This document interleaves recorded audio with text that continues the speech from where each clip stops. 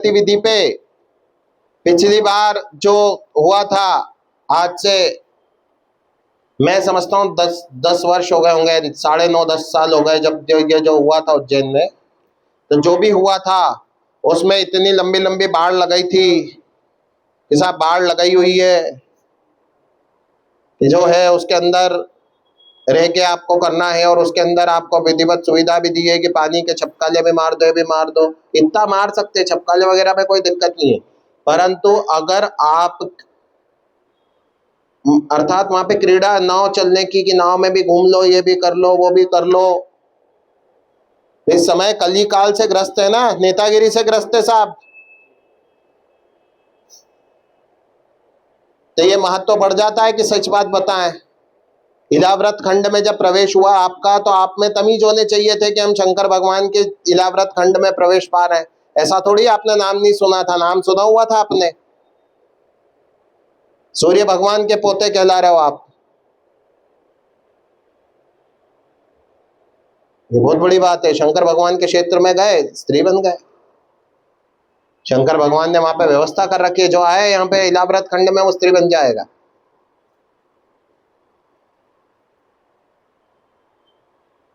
ये बात का ध्यान रखना है। पुरुरवा की कथा है जिनकी उर्वशी से जो है विवाह हुआ था, आगे आएगी। और सुद्युम्न का वंश वर्णन है। सुद्युम्न के वंश में आगे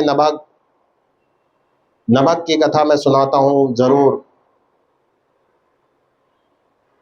यहाँ क्या होता है देखो, प्रॉपर्टी का डिस्ट्रीब्यूशन जब होता है, मेरे समक्ष कब भी बात आती है कि पैट्रियार्की की बात है कि बाप दादा की प्रॉपर्टी, तो ऐसे विषय में भगवत विधान बड़ा महत्वपूर्ण है।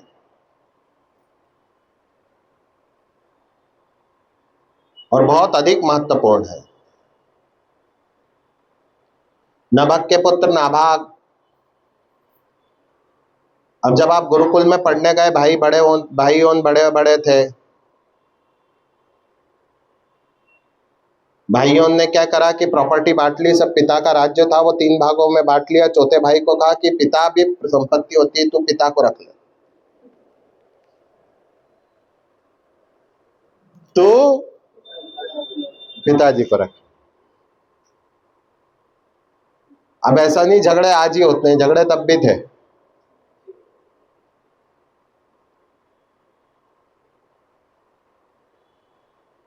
पिताजी चले गए प्रॉपर्टी के रूप में इनके पास, उन्होंने कहा कोई बात नहीं, जंगल में चले गए, भगा भी दिया।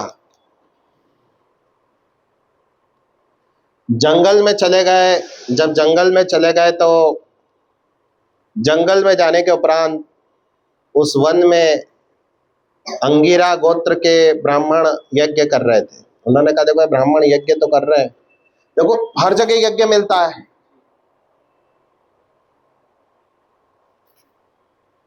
पहले 1 मिनट के लिए विचार, हर मिल रहा है नहीं मिल रहा है, हर जगह के वहां यज्ञ कर रहे थे, यज्ञ में ये हुआ, यज्ञ में ऐसा हो गया, यज्ञ में ऐसा हो गया, वो भाग ऐसा, वो भाग ऐसा, वो भाग ऐसा, ये भाग ऐसा। और अभी देख जाके पता लगाना कि कितने हिंदू यज्ञ कर रहे हैं। सारे हिंदू सड़कों पे है, अभी मालूम रोड्स पे है, पंडालों के आसपास सारे बिल्कुल हिंदू हृदय सम्राट घूम रहे हैं। अभी एक एक दिन में 10-10 पंडाल निपटा रहे, हार माला पहनते आरती करते, महाआरती होती है। आरती भी छोटी मोटी आरती नहीं होती भैया, छोटी मोटी आरती, महाआरती। तो साहब इसी क्रम में यज्ञ में छठे दिन के विश्व देवे के दो सूक्त हैं, वो इन ब्राह्मणों को नहीं पता। इन ब्राह्मणों को ये नहीं पता कि ये 2 सूक्त है, इसका आचरण कैसे करना। यज्ञ तो कर रहे हैं, ये तुमको मैं बता देता हूं, तुम जाके उनको बता देना, वो यज्ञ की सारी सामग्री तुमको दे देंगे। अब ये इतनी बड़ी भारी बात है कि जिसको समझ लिया तो सब समझ लिया। जितनी संसारिकों को समस्या आती है वो 2 कौड़ी की समस्या है यज्ञ के आगे, एक यज्ञ के आगे। कितनी बड़ी समस्या गिन लो कि साहब मेरे को महान कैंसर हो चुका है, इस वक्त खानदान में सबको कैंसर हो चुका है, हमारे पास पैसा नहीं है, कर्जा है, बहुत सारी समस्या है, और भी 500 तरह की समस्या आपने गिनाई हूं पकड़ पकड़ के। वो सब समस्या जीरा बराबर नहीं है, राई बराबर नहीं है यज्ञ के आगे, ऐसी स्थिति है। अब वो यज्ञ क्यों कर रहे थे कि यज्ञ करते और उधर उनको स्वर्ग में प्रवेश मिल जाता। वो सूक्त पाठ करते और उनको स्वर्ग में प्रवेश मिलता, ये बहुत बड़ी बात है। वो सूक्त का पाठ करते उनको स्वर्ग में एंट्री मिल जाती ऊपर। उनको सूक्त बताया, उन्होंने पाठ किया, पाठ करके उनको एंट्री मिल गई, उन्होंने यज्ञ का सामग्री छोड़ दी। अब वो धन कहां से लाए होंगे यज्ञ करने के लिए? ये ब्राह्मण है, कहां से लाए होंगे यज्ञ? यज्ञ कहां से, धन कहां से लाए होंगे? धन ऑटोमेटिकली इनको प्राप्त हो जाता है। व्यवस्था ऑटोमेटिकली प्राप्त हो जाती है,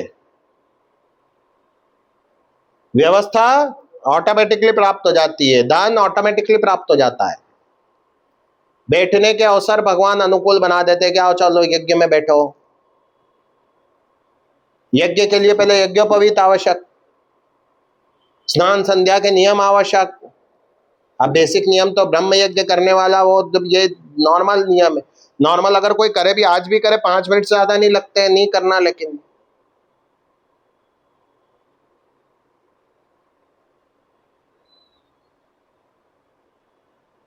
तो यज्ञ यदि किया जाए विधि पूर्वक तो यज्ञ का परिणाम आपको प्रत्यक्ष और साक्षात प्राप्त होता है। और यज्ञ का परिणाम प्राप्त होते आप में से किसी ने तो देखा होगा। यज्ञ क्या है, मैं क्या बोलूं मेरे मुंह से। तो यहाँ 2 सूक्त जैसे ही उन्होंने सुना है तो नाभाग को सारी संपत्ति प्राप्त हुई। संपत्ति के उपरांत रुद्र देवता ने दर्शन दिए और रुद्र देवता ने कहा कि ये पूरा भाग मेरा है। उन्होंने कहा नहीं, अभी मुझे देके गए भाग मेरा है। रुद्र अर्थात शिवनी, असंख्याता सहस्त्राणी जे रुद्रादि भूम्याम, असंख्यात सहस्त्र अर्थात आप गणना ही नहीं कर सकते उतने जो भगवान के स्वरूप प्रकट किए हैं भगवान ने, असंख्यात सहस्त्र।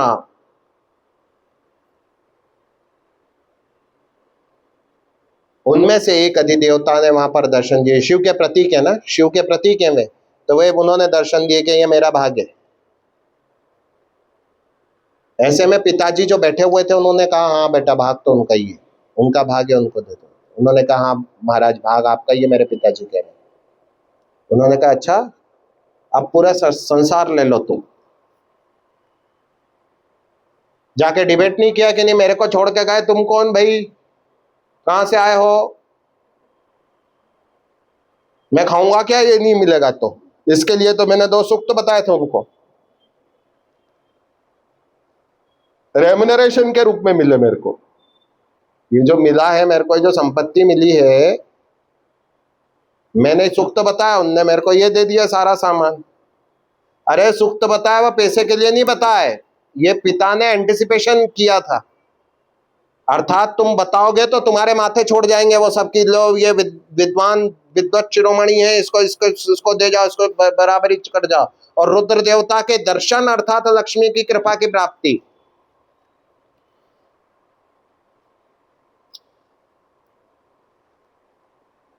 रुद्र देवता के दर्शन अर्थात लक्ष्मी जी की प्राप्ति, क्या बात है उसमें।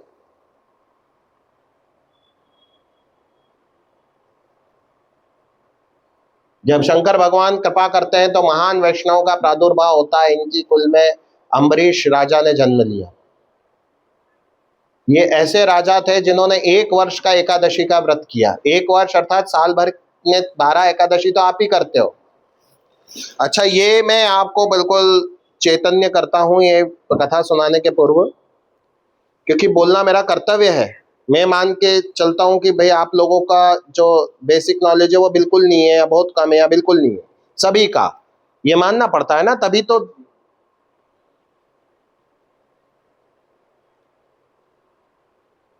ऐसे एलिमेंट्स हैं विधर्मी मल्लारगंज क्षेत्र में घूम रहे हैं, अभी भी होंगे, कैलाश मार्ग वाले जोन में स्पेशली। और दूसरे क्षेत्र में भी होंगे, किस किस के परिवार में घूम रहे होंगे क्या पता। ये लोग कहते हैं टाइम पे, बोले साहब साल भर में 11 छोड़नी चाहिए। ये कलयुग के एजेंट हैं, ये कलयुग के एजेंट हैं। जो बात कहीं नहीं लिखी गई है वो ये बोलते हैं,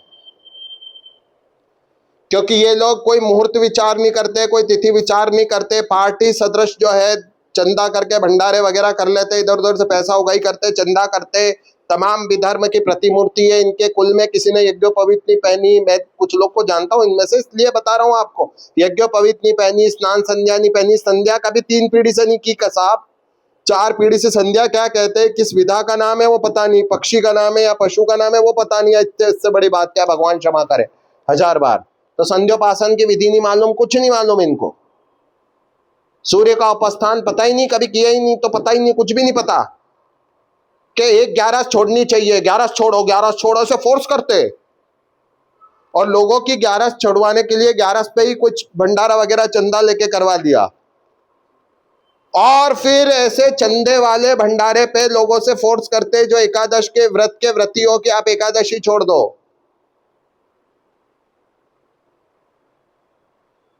ये भोले भाले लोग चमक के, इनसे चमक के एकादशी छोड़ देते, इनकी धमक में आके बिल्कुल कि यार एकादशी नहीं करना अपने को। चलो ये कह रहे हैं क्या है, ये भी पंडितों से संबंध, पंडित भी क्या है दक्षिणा वगैरह के चक्कर में, ऐसे लोगों के चक्कर में रहते हैं लोग। क्या आता है, दलाली वगैरह करते हैं, सब कुछ करते हैं। कभी एकादशी नहीं छोड़नी है, कभी भूल के एकादशी नहीं छोड़नी है। आप सब छोड़ दो, आप कोई व्रत नहीं करना। एकादशी एक सूर्योदय से सूर्योदय पर्यंत व्रत जो है वो एकादशी है। इसकी विशिष्ट स्थिति है, ज्योतिषीय स्थिति विशिष्ट है कि सूर्य और चंद्र में जब इतने अंशों का, राशि अंशों का अंतर हो, तब अन्न से मतलब मत रखो। मैंने आपको व्रत नहीं बताया, मैंने सिर्फ ये कहा है कि आप अन्न मत खाओ इस दिन। अनाज की श्रेणी में जो जो आता है आप उससे परे हट जाओ जरा।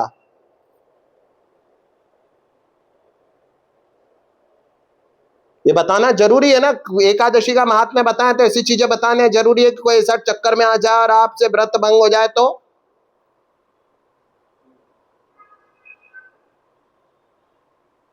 एक बार महू में एकादशी के दिन, भगवान रक्षा करे, एक बार महू में एकादशी के दिन विवाह के पहले के जो उत्सव होते हैं, गणेश पूजन वगैरह कुछ चल रहे थे, एकादशी के दिन टीका वगैरह था। दाल वाफले बने थे, दाल वाफले को देखकर 50 वैष्णवों ने एकादशी का व्रत को तिलांजलि दे दी। दाल वाफले देख के बोले यार नहीं खाएंगे, बुरा लगेगा यार, बात कुछ नहीं है।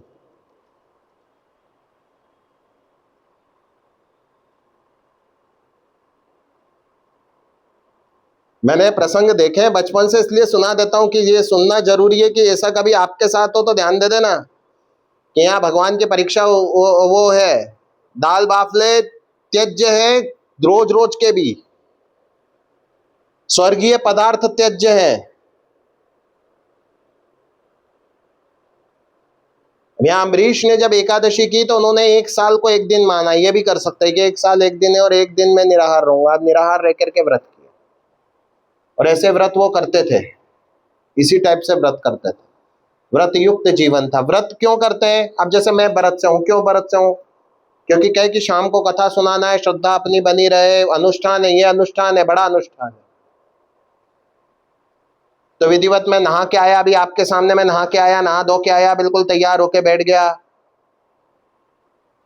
भोजन वगैरह नहीं करा हुआ है, सब नहीं करा। किसने कहा नहीं यार मेरे को कथा सुनना है, बड़ी श्रद्धा से सुनना है, तो उसने कहा मैं भी भोजन नहीं करूंगा, वह अनुष्ठान है। कोई मुंह से बोल रहा है, अपन कान से तो सुन रहा है। मैंने बताया अभी 24 तक तो बताया सुबह। इसलिए भोजन नहीं करने के रीजंस होते हैं। आप अकारण ही कर रहे हो कि नहीं साहब आज तो सोमवार है तो आज मैंने कर लिया बिना व्रत का, प्राण जाने, तो वो मूर्खता है और कुछ नहीं है। व्रत के प्राण रहते हैं। जैसे ये प्राण है कि अपनी कथा है, कथा के लिए नैमित्तिक किया कि यार कथा हो जाएगी, उसके बाद एक टाइम पा लेंगे, उसके बाद क्या बार बार पाना, सुबह कर, ये इस टाइप से सिचुएशनल। अब भगवान रक्षा करें, अम्बरीश राजर्षि की ग्रेड पे है, अर्थात उनको ऋषित्व प्राप्त हो गया है ना, ऋषित्व के बराबर समकक्ष।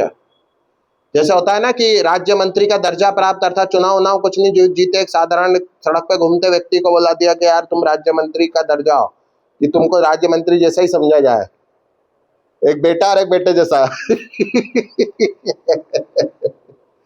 तो वैसे उनको दर्जा प्राप्त हो गया, दर्जा प्राप्त हो गया अर्थात उस स्तर के बन गए, अभी बनना बाकी है। मैं अम्बरीश का परिहास नहीं कर रहा हूँ, राज्य मंत्री टाइप जो बात थी उदाहरण, उसका परिहास कर रहा हूँ। भगवान रक्षा करे, कभी भगवान के भक्तों पे अगर एक कथा के बीच में कुछ बोल दिया। अम्बरीश तो महान अनुभूति है, दर्जा प्राप्त अर्थात, दर्जा प्राप्त अर्थात, दर्जा प्राप्त अर्थात ये दर्जा प्राप्त बहुत बड़ी बात होती है। ऋषि कौन है, ये मैंने अभी आरंभ में बताया हुआ है आपको कि ऋषि कौन है और क्या उनका महात्म्य होता है और कैसे उनका कृपा प्रसाद होता है। हाथ जोड़ूं मैं 100 बार।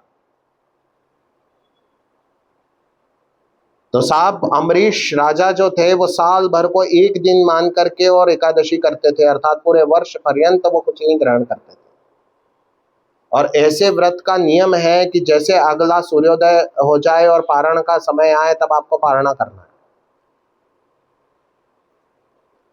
यहाँ विद्वान कहते हैं कथा के इस समय में कि जो राजर्षि अम्बरीश है तो महाभागवत है, महाभागवत है, सचमुच भगवान के बहुत बड़े भक्त और बहुत बड़े शरणागत है रुद्र के कृपा प्रसाद से। जो रुद्र ने कृपा प्रसाद दी, त्याग के कारण उनके कुल को रुद्र ने राज्य भी दे दिया, नभग नाभाग को राज्य भी दे दिया। भाइयों ने छीना था, भाइयों के नाम कहीं नहीं, इनके वंश में अभी राम जी अवतार लेंगे, राज्य भी दे दिया। ये होता है, आप 84 परीक्षा पे व्यक्ति घबरा जाता है, बोलते नहीं साहब इतनी चांस नहीं लेंगे।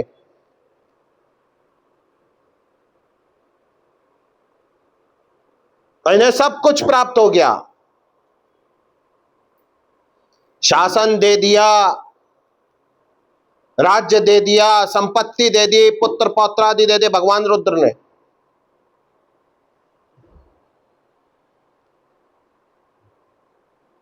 और साल भर का व्रत जब करता है व्यक्ति तब उसके नियम होते हैं, पारने के भी नियम होते हैं। और एकादशी सदैव द्वादशी विद्या ही करनी चाहिए। आप लोगों के लिए तो सुविधा है, खैर मैंने लिखी हुई है इसमें, सबके पास पंचांग है। कौन है जिसका ने पंचांग, सबके पास पंचांग है, वो जो लिखी हुई है मैंने वही वाली करना बस। जब तक भगवान क्षमता दे रहे हैं, अपने पंचांग आ रहे हैं, जो लिख रहे हैं वही करो बस। बाकी जो लोग सुन भी रहे हैं, कोई अनजान व्यक्ति सुन रहा है, तो द्वादशी विद्या ही एकादशी होती है, अर्थात ब्रह्म मुहूर्त में जब एकादशी आए तो वो वाली एकादशी मान्य है सबको। अब साहब एकादशी जो है वो व्रत किया, द्वादशी विद्या किया और ऐसे समय में पारणा करना है, आज हो गया पूर्ण, पारणा करना है। ऐसे में दुर्वासा ऋषि आए और भोजन का निमंत्रण दिया। जब भोजन का निमंत्रण दिया तो महात्मा दुर्वासा ने यहाँ पधार कर पुनः कुल को अपनी पवित्रता से पवित्र करने का निर्णय दिया। जो शंकर भगवान का भक्त है उन पे नारायण कृपा करेंगे, एक बहुत बड़ा लॉ है, और जो नारायण का परम भक्त है उस पे शंकर भगवान कृपा करेंगे ही करेंगे। बड़ा संतुलित मार्ग है। दुर्वासा वो जिनकी जटाएं जो है वो सदैव तीर्थ जल में भीगी रहती है और भगवान रुद्र का साक्षात स्वरूप, करे तो जिस पर करे उस पर अनुग्रह करे। ये कथा ऐसी है कि दुर्वासा गए वहां पर, आपने कहा भोजन करो, दुर्वासा ने परीक्षा ली, दुर्वासा ने समय टाला। ऐसे में इन्होंने भगवान के चरणों तक लेकर के, अर्थात चरण जो जल था वो जल लेकर के पारणा किया और भूखे बैठे रहे। और दुर्वासा क्रोधित हो गए। संसार को अदृष्टपूर्व अश्रुतपूर्व उदाहरण देने के लिए इन्होंने, जो कभी न सुना गया हो, कभी न देखा गया हो, ऐसा उदाहरण देने के लिए इन्होंने कृत्या को प्रकट किया। यहां आप समझे कृत्या क्या होती है। आप लोग कहते हैं ना मेरे पे चूचा कर दी, मेरे पे अभिचार कर दिया। फालतू से फालतू व्यक्ति जब उससे पूछा जाता है तू फालतू क्यों है, बोले मेरे पे चूचा कर दी इसलिए मैं फालतू। फालतू क्यों? मेरे पे चूचा कर दी इसलिए मैं फालतू, नहीं तो बंदा बड़ा काम का हूं। जो राष्ट्र के अध्यक्ष हैं, राष्ट्र के अधिपति हैं, राष्ट्र के संरक्षक हैं, उन पर कभी भी किसी भी प्रकार की कोई भी अभिचार कर्म की बात देखने सुनने में नहीं आई।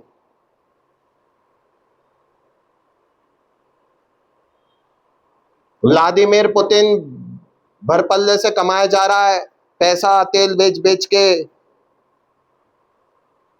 किसी को विचार नहीं हुआ कि इस पे चूचा करें, पैसा बना रहा है, अपन रोक दें इसको। ऐसा विचार नहीं उत्पन्न हुआ, ये कोई विचार नहीं है।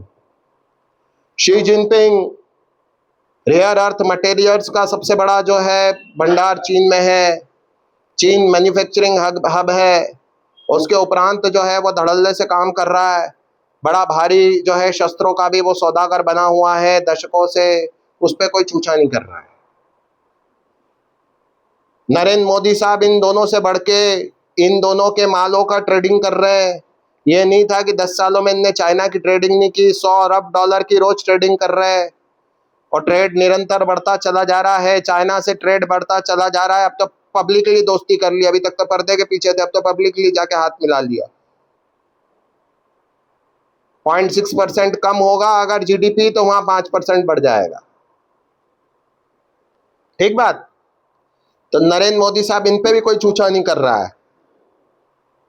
और आपको जो सबसे फालतू व्यक्ति दिख जाएगा उससे आप प्रश्न पूछोगे फालतू क्यों, बोले यार कुछ हो गया मेरे पे, लग यही रहा है कि किसी ने कुछ कर दिया। बुद्धि ठिकाने नहीं रहती। तो जो कुछ करने की बात आती है किसी पे, ये बात ध्यान से समझने की बात है कि जो कुछ करने की बात आती है वो जो करने का स्वरूप है, वास्तविक, ओरिजिनल, ये सारी बातें हैं फालतू की। फालतू की बात यदि कोई करे तो उसको सर्वथा जो है पौरुषहीन मान के, उसको नामर्दगी मान के उसको बिल्कुल हटा देना और बिल्कुल बुद्धि में डालना ही नहीं ऐसी सब बातों को, सब फालतू बातों को। क्या फालतू बात हम नहीं करते, हम नहीं सुनते कि कुछ कर दिया है, माता जी हो जाएगी, बेहरू जी आ गए किसी के अंदर में, कोई शमशान चले गया, कोई कहां चले गया, शमशान वाले शमशान में गई। कुछ नहीं होता है। यथार्थ ये है, सत्य ये है कि जब अभिचार किए जाते हैं तो अभिचारों का जो विज्ञान है वो आगम से होकर निकलता है। फिर से इसके जन्मदाता भगवान शिव हैं।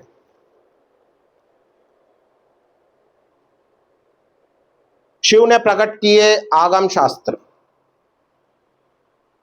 और इनसे इनका भी मूल प्रयोग भगवान की कृपा की प्राप्ति है, यज्ञादि से ही है। किंतु जब इनका दुरुपयोग होता है या काल के प्रभाव से इनका दुरुपयोग किया जाता है तो मंत्रों से सुसज्जित एक प्रभाव उत्पन्न होता है। उस प्रभाव को कहते हैं कृत्या। उसका स्वरूप होता है कि किसी ने किसी पे उच्चाटन कर दिया तो वो उच्चाटन का एक स्वरूप होता है, उसको कहते हैं कृत्या। और फिर उसको छिन्न भिन्न करने का भी एक स्वरूप होता है।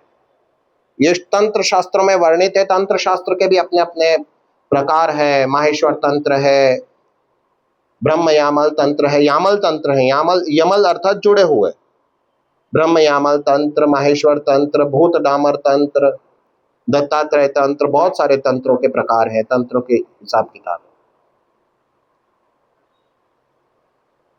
दुर्वासा चाहते तो मंत्राग्नि से भस्म कर सकते थे, लेकिन देखिए लीला देखिए दुर्वासा की। दुर्वासा के पास तपस्या की कमी नहीं है, रुद्र के साक्षात प्रतीक है। यदि भगवत भक्ति और श्रेणी में देखा जाए तो महाराज अम्बरीश कहीं नहीं ठहरते दुर्वासा के आगे। दुर्वासा ऋष्यत्व को प्राप्त है। अभी ऋषियों का महत्व तो बताया मैंने थोड़ी देर पहले कि ऋषि कौन होते हैं। ऋषियों मंत्र दृष्टा रहा, ऋषि कौन है, क्या है, उनके कामकाज कैसे बताया अभी मैंने। दुर्वासा ऋषि हैं, ऋषि। उन्होंने कृत्या प्रकट की साक्षात। कहा कृत्या से कि तुम जाओ और जाकर के अम्बरीश को दग्ध करो। अब वह कृत्या जारी है अम्बरीश को दग्ध करने। हाँ, अम्बरीश के निकट पहुंची और अम्बरीश के निकट भगवान का सुदर्शन चक्र रक्षा कर रहा है। सुदर्शन चक्र अर्थात भगवान की कृपा रक्षा कर रही है, सीधी बात है, ये समझना चाहिए। उसको रूपक माने भगवान की कृपा रक्षा कर रही है। भगवान की कृपा जिसकी रक्षा कर रही है, तो वो कृत्या पलट के लौटी।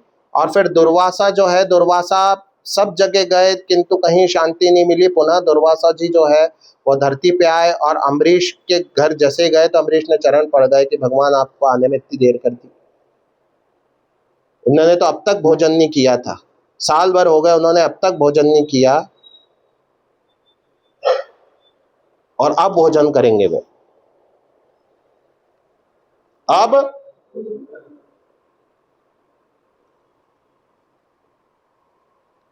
अब प्रसाद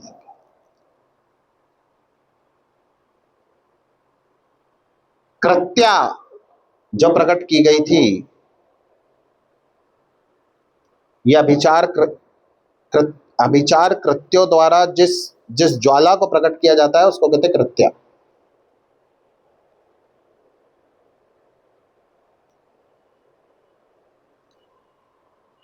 मूल बात यह है इसमें कि भक्त की भक्ति के महात्म्य को प्रकट करना। दुर्वासा जी ने बहुत अच्छी तरह से, कभी क्या होता है भक्तों में मान अपमान नहीं रहता है ना। जो भगवान के भक्त तो भगवदीय विभूति थे, तो उन्होंने कहा कि मैं मेरा मान क्यों घटाऊं अम्बरीश का मान बढ़ाने के लिए। उन्होंने आकर के इस वैवस्वत मनवंतर में दुर्वासा जी ने आकर के और बहुत मान बढ़ाया अम्बरीश का, और बहुत मान बढ़ाया पांडवों का। पांडवों का इतना मान बढ़ाया, इतना सम्मान बढ़ाया, इतना उनका यश बढ़ाया कि जिसकी कोई कोई कोई कोई तुलना ही नहीं। कृष्ण भगवान ने आकर के जो है अन्नों का जो है भंडार वहां पे लगाया, सबको तृप्ति कराई। इस प्रकार से भगवान की जो है अन्नपूर्णा कला, अन्नपूर्णा लीला उसको प्रकट किया।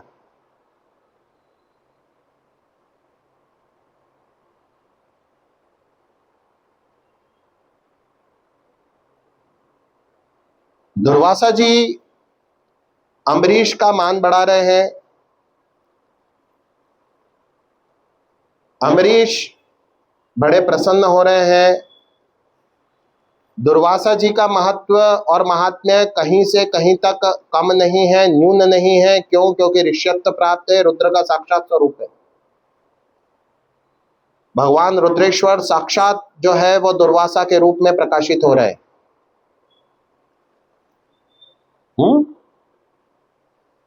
और भगवान ने आकर के पहले रुद्र रूप में आए, अब दुर्वासा के रूप में आए, और दुर्वासा के रूप में आकर के और प्रकाशित किया नभक के वंश को, सूर्य वंश को। अब आगे इसी में वैष्णव अवतार होगा।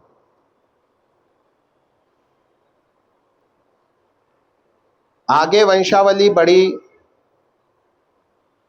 दो भाग हुए, एक निमि का भाग, एक रघु का भाग। अर्थात ये सेपरेशन नहीं हुआ, ऐसा नहीं हुआ प्रॉपर्टी बट गई। हाँ, वो जो भाग चले आ रहे थे उसमें से एक निमि का वंश आगे बढ़ा, वो अपने आप में बड़ा समृद्ध वंश है।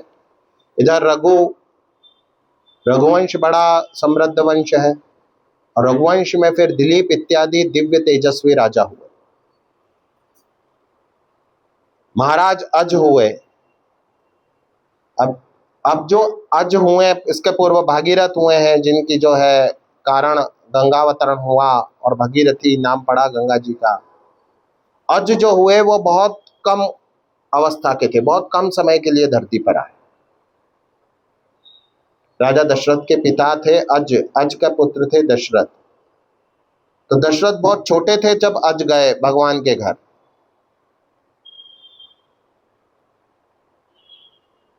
और दशरथ जो थे वो बड़े प्रतापी और संपूर्ण भूमंडलों के अधिपति हुए। तब तक किसी चतुर्युगी का त्रेता आ चुका था।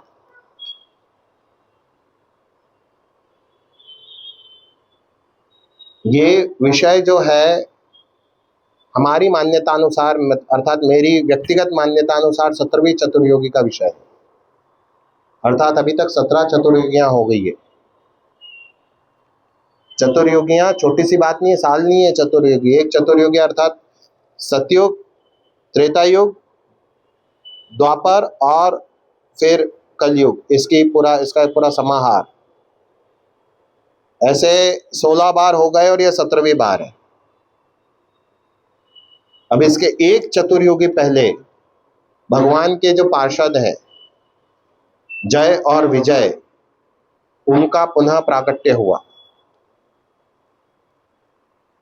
किसी सतयुग में इनका प्राकट्य हुआ, एक चतुर्युग या 2 चतुर्युग पहले। सतयुग में इनका प्राकट्य हुआ, प्रकटे ये दोनों, और प्रकटने के बाद अनुष्ठान करने के उपरांत इन्होंने तपस्या करने का निश्चय किया। अनुष्ठान करे, पहले तो यज्ञादि अनुष्ठान किए बहुत, फिर तपस्या की। एक्चुअली जो व्रत करते हैं ना हम, व्रत तपस्या की श्रेणी में आता है, और जो यज्ञादि करते हैं वो अनुष्ठान है। इन्होंने यज्ञादि का आचरण किया बहुत, और उसके उपरांत फिर ये दोनों भाई पूरी तरह समर्पित होकर ब्रह्मा जी का ध्यान करने बैठ गए। मैं आप लोगों को बताऊं, ये राक्षस सुमाली के नाती थे। कैकसी सुमाली की पुत्री, और सुमाली की पुत्री कैकसी का विवाह हुआ विश्रवा के साथ। पहले विश्रवा ने भरद्वाज ऋषि की कन्या से विवाह करके अपने पुत्र वैश्रवण का जन्म दिया, जो कि कुबेर के नाम से प्रसिद्ध है। उन्होंने भी तपस्या की, लोकपाल की पदवी प्राप्त की, पुष्पक विमान को प्राप्त किया, और इधर कैकसी राक्षसी का विवाह हुआ विश्रवा के साथ। कैकसी बड़ी धर्ममय थी, किंतु जैसे दिति धर्म के पूर्ण स्वरूप को जानने वाली देवी थी, उसी तरह से कैकसी भी थी। किंतु ये जो उनकी संतानें हुई, उनको जरा सा इसने कैकसी ने टच किया कि बेटा तेरे जो भाई हैं उनकी तरह तेरे को प्रतापी बनना है। उसने कहा ये तो हमारे भाई हैं कुबेर, तो उन्होंने कहा नहीं, इनकी तरह प्रतापी बनना है। देखिए देख कैसे पुष्पक में आ रहे। एक कंपटीशन का बीजारोपण किया। अब वो कंपटीशन कहाँ पूरे विश्व को त्रास देती है वो देखिए। उसके उपरांत इन्होंने राक्षस एजेंडा को ग्रहण किया, जो इनके नाना का खून था। वो राक्षस एजेंडा वो होता है to dominate and conquer, dominate and conquer, dominate and conquer. वो ये कहता है कि जिन्होंने बनाया उन्हीं से मांगेंगे। अब ये तो विधाता के डायरेक्ट वंश में थे, तो इन्होंने सीधे ब्रह्मा जी से जो है मांगना आरंभ किया। ये ध्यान में थे और ब्रह्मा जी से अतिरिक्त मांग करने बैठे थे। रावण और कुंभकर्ण, पश्चात छोटा भाई इनका विभीषण, उसने भी इनको ज्वाइन किया, और रावण से भी अधिक उग्र तप किया इन्होंने। जो रावण को वरदान मिला वो बहुत छोटा सा वरदान था। ब्रह्मा जी ने आगे चल के दशग्रीव जो संतान था कैकसी को, उसको वरदान दिया, और दशग्रीव जो है उस वरदान के प्रताप में पूरी तरह से प्रमाद में भर गया। जो बीच वाली संतान थी कुंभकर्ण, उसको निद्रा का जो है वरदान प्राप्त हो गया दुर्घटनावश। संयोगवश उसको ये कह दिया गया कि निद्रासन, इंद्रासन नहीं निद्रासन। अन्यथा उसने तो इंद्रासन मांग लिया था कि इंद्र का आसन मुझे दे दो। इसका आकार इतना बड़ा था जितना विश्व में किसी का आकार नहीं था। ऐसे में ब्रह्मदेव ने इसको भगवती माँ विद्या द्वारा बुद्धि प्रेरित किए जाने से निद्रासन दिया। निद्रासन प्राप्त करते ये जहां था वहीं का वहीं सो गया। पर्वतीय श्रृंखला थी, वहां का वहीं सो गया ये। रावण ने हाथ जोड़ के प्रार्थना की कि अगर ये सोता रहेगा तो किस प्रकार से जीवन जी पाएगा। तब उसके लिए व्यवस्था हुई कि सोने से ये 6 महीने में 1 दिन के लिए उठेगा, अन्यथा ये सोया ही रहेगा। ये है कुंभकर्ण। त्रेता युग में कभी कहीं भिन्न रामचरित्रों के भिन्न मत है, परंतु भगवान शिव ने एक दिव्य अवतार लिया वानर का। देखिए, संक्षेप में सुनाने में क्या बहुत सोचना पड़ता है। मैं लंबा सुनाने का आदी हूँ, बिल्कुल लंबी करके कथा सुनाता हूँ, 2-2 महीने 3-3 महीने कथा सुनाई। और अभी संक्षेप में सुनानी मेरे को इसी सत्र में सुनानी थी। अब अम्बरीश का भी नहीं छोड़ सकते थे, आगे भूमि का भी नहीं छोड़ सकते थे, तो उसके उपरांत मुझे सुनानी है थोड़े संक्षेप में। एक दिव्य वानर के रूप में अवतार लिया। बहुत मजे की बात यह है, कलयुग का प्रभाव देखो आज कि टीवी सीरियल से लेके जहां आप जाओ वहां जो है रावण के प्रताप का सर्वत्र वर्णन है, लेकिन जिस वानर को के रूप में शंकर भगवान ने प्राकट्य लिया था, उस वानर को रावण से कहीं बड़े और कहीं महान वरदान सभी लोगों ने आके मन से दे दिए बिना तपस्या किए। तपस्या तो उस वानर ने कभी की नहीं, एक ही तपस्या की, श्री राम की सेवा करना है। बस एक ही व्रत के साथ वो जो है वानर उत्पन्न हुआ। वानर अर्थात एक एक्स्ट्रा टेरेस्ट्रियल जीव, बंदर नहीं है वाला, ये बंदर उनका प्रतीक है, सिंबल है।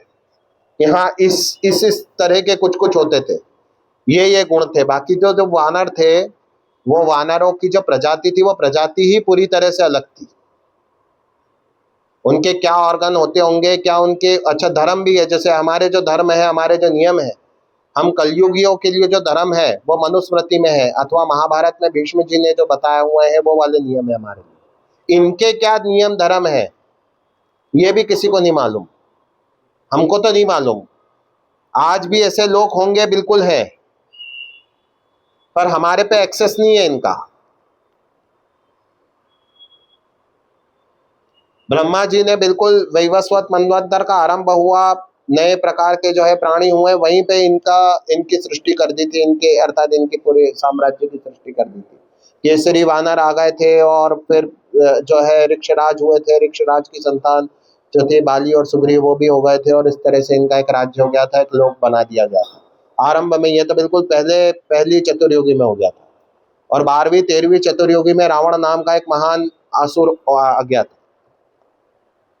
और वो जन्म तो उसने बिल्कुल वैदिक आधार पे लिया था, लेकिन बाद में उसने असुरों का एजेंडा मान लिया, to dominate and to conquer, to dominate and to conquer, बस ये इनका एजेंडा है। तो उसके आधार पे इसने अपने भाई कुबेर को हराया, कुबेर को हरा करके जो है पुष्पक विमान प्राप्त किया। अभी ये जो मैं आपको वंशावली बता रहा हूँ अम्बरीश की वंशावली में एक राजा हुए अरण्यक, ये तपस्या कर रहे थे तो रावण ने इन पे पीछे से कुल्हाड़े से, फरसे से, परशु नामक शस्त्र से प्रहार किया, तो इनने इसको शाप दिया अरण्यक ने, अर्थात भगवान श्री राम से 49 पीढ़ी पहले कि परमात्मा मेरे वो कुल में जन्म लेंगे और वो तेरा संहार करेंगे। बाकी इसी तरह से निरंकुश होके घूमता था। ये घूम इसलिए रहा था क्योंकि वानर रूप धारे शंकर भगवान जो थे उनको बचपन में ही उन्होंने अपने लिए व्यवस्था लगवा दी थी ऋषिगणों से कि ये सारा अपना बल प्रताप भूल जाएगा, बस इसीलिए।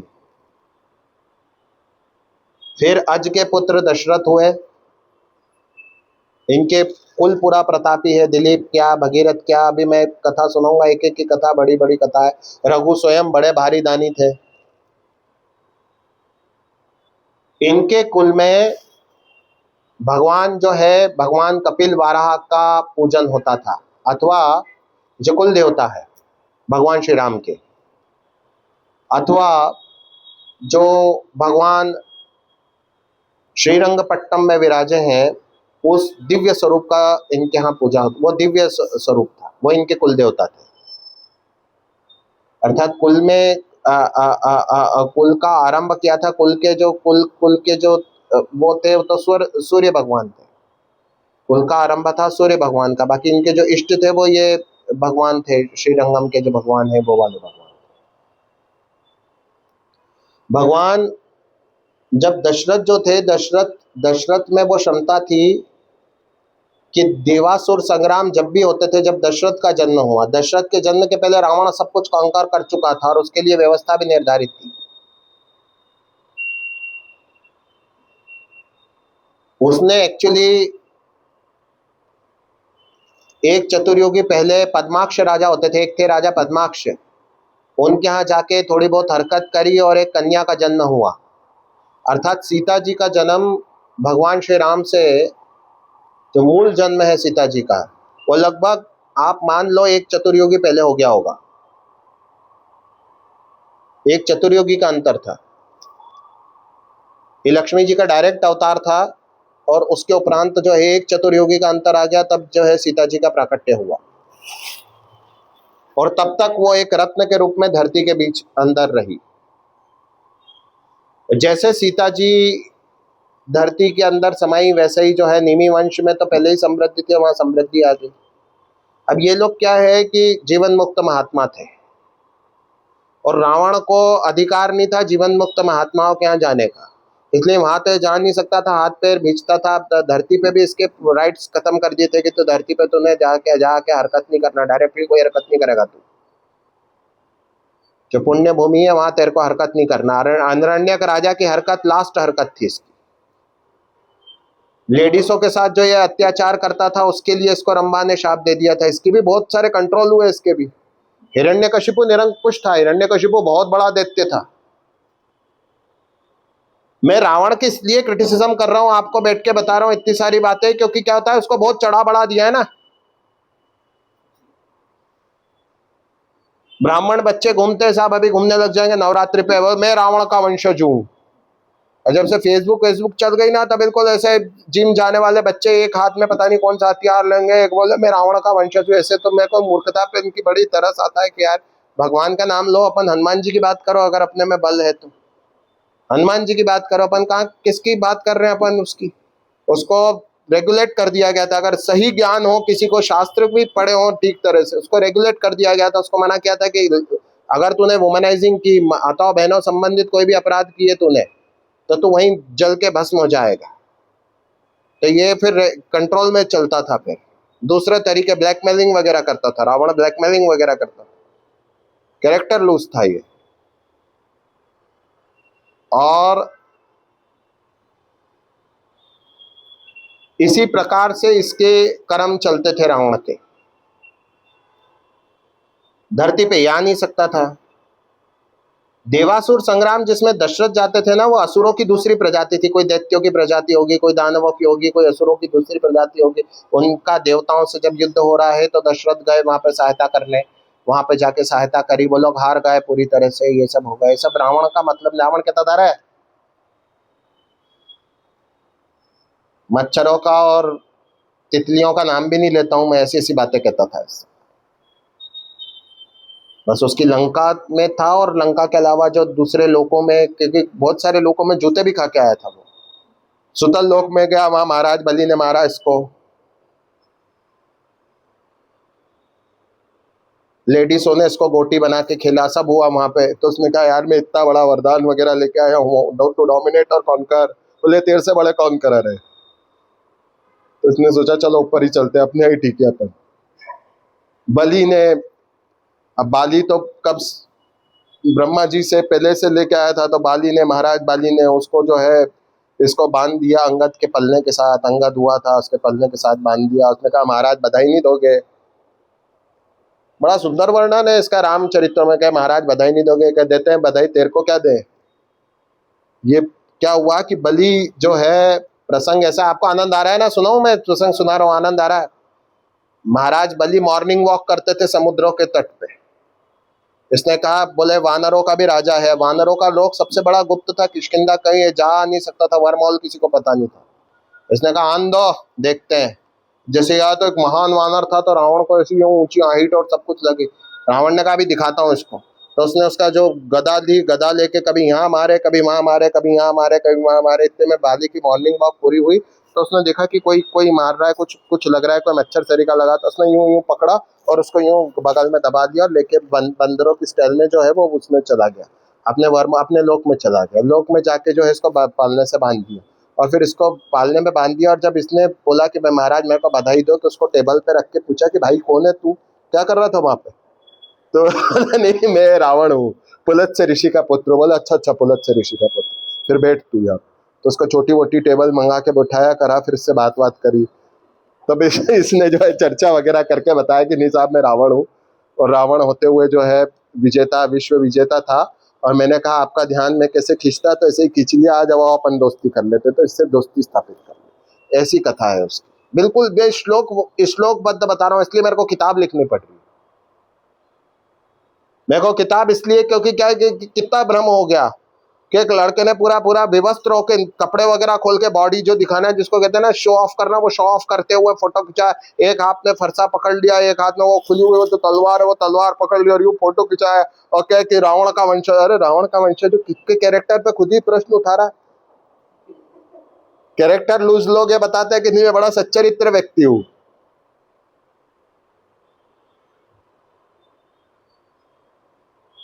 तो ये रावण का पूरा था। अज के पुत्र दशरथ थे, बिल्कुल इसका एक्सेस नहीं था, फिर भी इसने जाके जो है हरकत करी, और कौशल की पटरानी का, कौशल्य की राजकुमारी कौशल्या का विवाह हुआ अज के पुत्र दशरथ के साथ। इनके 8 मंत्री थे, सुमंत्र, धृति, विजय, ऐसे 8 मंत्री थे। इनका विवाह हुआ कौशल्या का, और कौशल्या और इनका विवाह हुआ, वैसे ही कौशल का राज्य भी दशरथ को दे दिया गया कि जो जिसका विवाह राजकुमारी कौशल्या से होगा उसको ये वाला राज्य मिलेगा। तो ये अयोध्या और कौशल दोनों मिले जुले राज्य थे, वो दोनों दशरथ को दहेज में मिला हुआ था। इस तरह से कथा है। फिर उन्होंने ये यहाँ पे रशिया की जो राजकुमारी थी कॉकेशस की केकई, तो उनसे भी विवाह किया था। से बहुत विवाह किए थे, 700 विवाह हुए थे। भगवान ने जो है, देखिए थोड़ा मुझे संक्षेप में सुनाना पड़ेगा क्योंकि कथा भगवान श्री राम की कथा जो पता नहीं कितने दिनों तक मैं सुनाता हूँ, उसको एकदम ऐसे सुना दूं तो।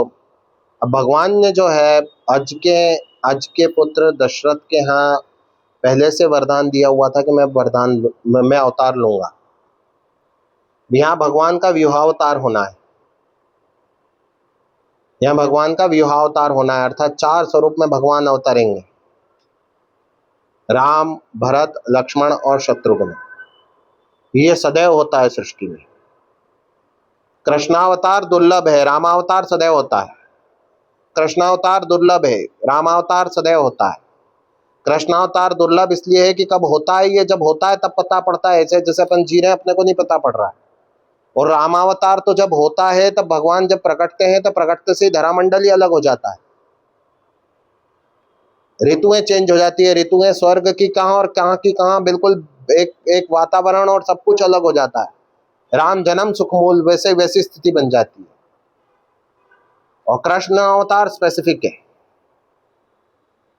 जब होता है तब होता है। जैसे ये प्रलय जो था वो कोई प्रलय शेड्यूल्ड प्रलय नहीं था कि ये रूटीन में होना था, ये होके और भगवान ने सूर्यवंश चला दिया ना, सूर्य भगवान ने लीला करनी थी कि यहाँ नहीं भगवान प्रगटेंगे, तो दो बड़े बड़े अवतार हुए इसमें। ये मैं सुना रहा हूँ अभी आपको।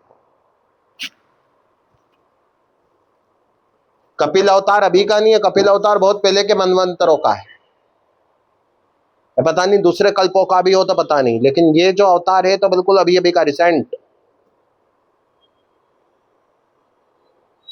अब जो भगवान का प्राकट्य हुआ उसके उपरांत भगवान ने शिक्षा ग्रहण की। मुझे शॉर्ट में सुनाना पड़ रहा है यार, थोड़ा ठीक नहीं लगता है, बाकी अब समय कम होता है तो शॉर्ट में सुनाना पड़ता है। भगवान ने शिक्षा ग्रहण की।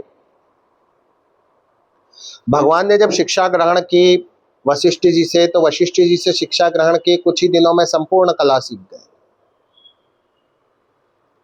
लेकिन कला सीखने के उपरांत आपने स्वयं को ऋणी अनुभव किया उस महात्मा का जिस महात्मा की तपश्चर्या बार बार भंग हुई थी,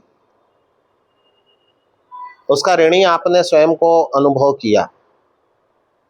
अवतार ग्रहण के खरबों कारण रहते हैं। एक भगवान के अवतार ग्रहण के पूर्व शबरी तपस्या कर रही है, एक हनुमान जी महाराज विराज गए, वो प्रतीक्षा कर रहे हैं कब आओगे आप। हट ये कि आप आओ इधर मेरे क्षेत्र में तब मैं आपको अंगीकार करूं। शबरी बैठी हुई है वहां पे, भगवान के कितने करोड़ों अरबों खरबों भक्त बैठे हुए हैं।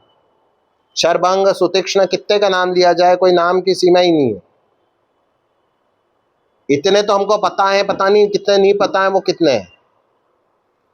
अब यहाँ पे परमात्मा ने सबसे पहले कृतार्थ करना आरंभ किया। नंबर 1 थे विश्वामित्र। ये गायत्री मंत्र के मंत्र दृष्टा ऋषि हैं विश्वामित्र। इनको सूझी कि ये दंडक नामक अरण्य में पूजा करेंगे। थोड़ा एकांत क्षेत्र है, दंडक नामक अरण्य अर्थात अभिशप्त अरण्य। और वहां पे रावण का पूरा एक्सेस था, रावण का बेस वहीं था। आप लोगों की भूमि अभिशप्त हुई है किसी कारण से, किसी अधर्म से, किसी दुष्कृत्य से। आप लोगों की भूमि, हमारा भारतवर्ष पवित्र अभिशप्त हुआ है, नहीं तो किसी विधर्मी की क्षमता नहीं कि यहाँ पे डोल जाए। आएगा तो ऑटोमेटिकली मर जाएगा। जैसे रावण वगैरह का एक्सेस नहीं था कि वो डायरेक्ट यहाँ पे आ जाए और इजीली काम कर जाए, रावण का नहीं था। तो दंडक नामक अरण्य में उसने उसका बेस कैंप बनाया हुआ था, क्योंकि उसका ये था कि अरे तो सब मेरी जगह है, मेरा कब्जा है। तो कब्जे के हिसाब से उसने दंडक नामक अरण्य में, जिस दंडक नामक राजा को शाप मिला हुआ था कि उसका तेरा राज्य जो है पूरा, वो भी सूर्यवंशी राजा था, तो वहां पर वहां पर इन्होंने यज्ञ करना विचार किया। वहां पे तो जो है बेस था, तो वहां तो इनके जो है पूरा पूरा यज्ञ हो नहीं पाया। पश्चात ये अयोध्या के पास में आए। अब जब ये अयोध्या के पास आए यज्ञ करने, तो पीछे पीछे इनके राक्षसों की टोली आ गई और वहां भी इनका यज्ञ भंग करने लगी। विश्वामित्र का भी अपनी टोली के साथ यज्ञ करते और यज्ञ इनका भंग हो जाता। ये यज्ञ करते और यज्ञ भंग हो जाता। आसुरी यज्ञों की और प्रक्रियाओं की विधि अलग है।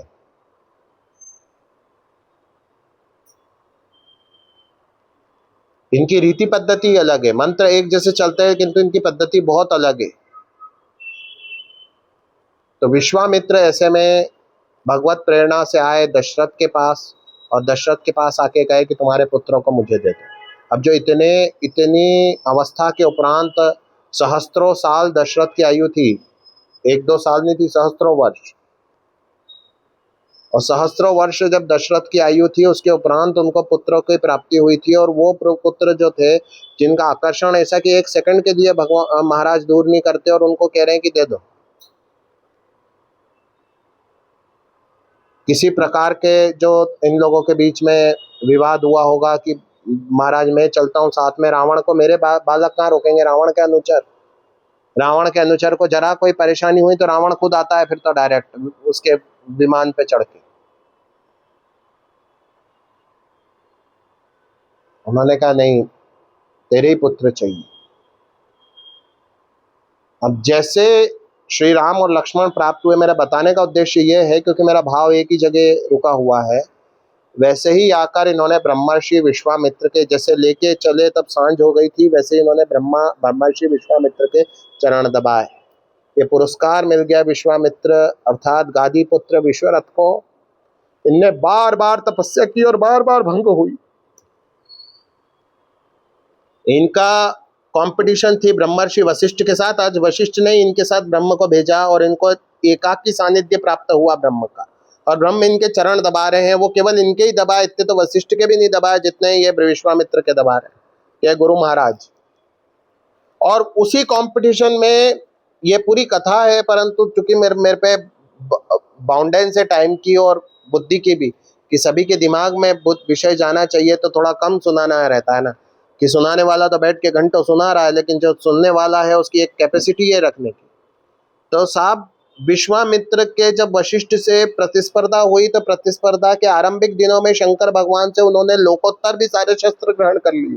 किसी के पास नहीं थे ना, हनुमान जी महाराज छोड़ दो तो किसी के पास इतने शस्त्र नहीं थे। वो सारे शस्त्रास्त्र, बला अति बला, उनकी लिस्ट बहुत लंबी है। मैं राम कथा सुनाऊंगा तब बताऊंगा, उसमें इतनी बड़ी भारी लिस्ट है। इंद्र चक्र, वायव्य चक्र, कर्ण कने एक शक्ति थी जिसको मारने के लिए उसने रखा था कि साहब मैं अर्जुन को मारूंगा। भगवान श्री राम कने बिल्कुल छोटा सा कोई शस्त्र होगा, वो भी नहीं होगा, बिल्कुल तिनके के तरह का। इतने उनके पास में सब आ गए। और ऐसी ऐसी विद्याएं भगवान श्री राम वनवास काल में कभी सोए ही नहीं, लक्ष्मण भी कभी नहीं सोए, उनको नींद ही नहीं आती थी। ऐसी विद्याएं, बला, अति बला, प्रकृति पे नियंत्रण था उनका। He can bend time, time और स्पेस को बेंड कर सकते थे भगवान श्री राम। रावण भी नहीं कर सकता था, उसके पास भी वो टेक्नोलॉजी नहीं थी, तब सब थी राम के पास। खेल खेल में आपने ताड़का को मारा, सबको मारा। अहिल्या का प्रसंग बड़ा विवाद, क्योंकि मैं पुस्तक ही लिख रहा हूं अभी, अगर मैं कथा नहीं सुना रहा होता तो पुस्तक लिख रहा होता। कंप्यूटर सुधरा था यहाँ पे, और यहाँ बैठ के पुस्तक लिखता है, जगह भी मिली हुई थी, टेलर मेड है। वहां तो रहने लायक स्थान नहीं है, तो यहाँ रह के पुस्तक लिखता, पुस्तक ही लिख रहा था। और वो विषय बिल्कुल वही है कि अहिल्या का विषय में देवेंद्र को जो बीच में घसीटना, ये पूरा देवीय प्रसंग है। मैं यहाँ तो बस इतनी सी बात कहूंगा, उसको तो लिखित में मैंने सब लिख दिया है। दैवीय प्रसंग में हम मनुष्य अपनी छोटी बुद्धि का प्रयोग न करेंगे, हम हमारे मानवों में जो बुद्धि चलती है इधर उधर की, वो बुद्धि को ला के बीच में फंसा के कहीं प्रसंग फंसाया, बिल्कुल नहीं है ऐसा। मैंने उसको दिया हुआ। अहिल्या के लिए ये व्यवस्था थी, गौतम ने जो इस दिव्य स्त्री जो थी अहिल्या, इसके लिए ये व्यवस्था की थी कि तू तपस्या करेगी तो तुझे भगवत प्राप्ति होगी। और युग है राक्षसों का, इसलिए पाषाणवत होकर के तपस्या कर। तो पाषाण का रूप धारण करके जब ये तपस्या कर रही थी, तब इन्हें भगवान के चरणोदक का जो है प्रसाद प्राप्त हुआ। और जैसे भगवान के चरणोदक का, ओदक अर्थात जल, तो चरण के जो चरण कमल इनको स्पर्श हुए, चरण कमलों का जल इन्होंने पान किया, उसके उपरांत जो है ये उत्तम लोकों को, भगवान के लोकों को प्राप्त, जो इनके पति को प्राप्त नहीं हुआ वो इनको प्राप्त हुआ। दिव्य जन्माति सर्वथा। और इसी तरह से इनकी कथा है। मैं इसको प्रूव करूंगा, सिद्ध करनी पड़ेगी। बहुत सारे विषय में क्या लड़ना पड़ता है, सिद्ध करना पड़ता है, प्रूव करना पड़ता है। ये जो छोटी छोटी बातें हैं ना, आप समझो ये बड़े बड़े विवाद के विषय बने हुए हैं। मुसलमानों ने बच्चों को संस्कृत कॉलेज में भर्ती कराया हुआ कि जाओ पढ़ो, और पढ़ने के उपरांत तो नौकरी दे देते, 15-20 हजार तो बहुत है, 25,000, बाकी ये टोपी ओपी पिना के इधर उधर मार कूट के कमा लेते। और जो मेन ड्यूटी रहती है वो ये ड्यूटी रहती है कि भाई इनको पकड़ो, बस आप इनके शास्त्रों में से निकाल निकाल के जो है विषय लेके आओ। तुम नोट कर लो, एडिट कर लेना है। इतना क्षण अब मैं बोले बिना कहाँ बच्चों के बीच में बोल रहा हूँ यार, इतना कोई कंट्रोल थोड़ी करेंगे, डरते हैं क्या? एडिट कर लेना, लाइव थोड़ी जा रहे हैं। टाइम देख ले भाई।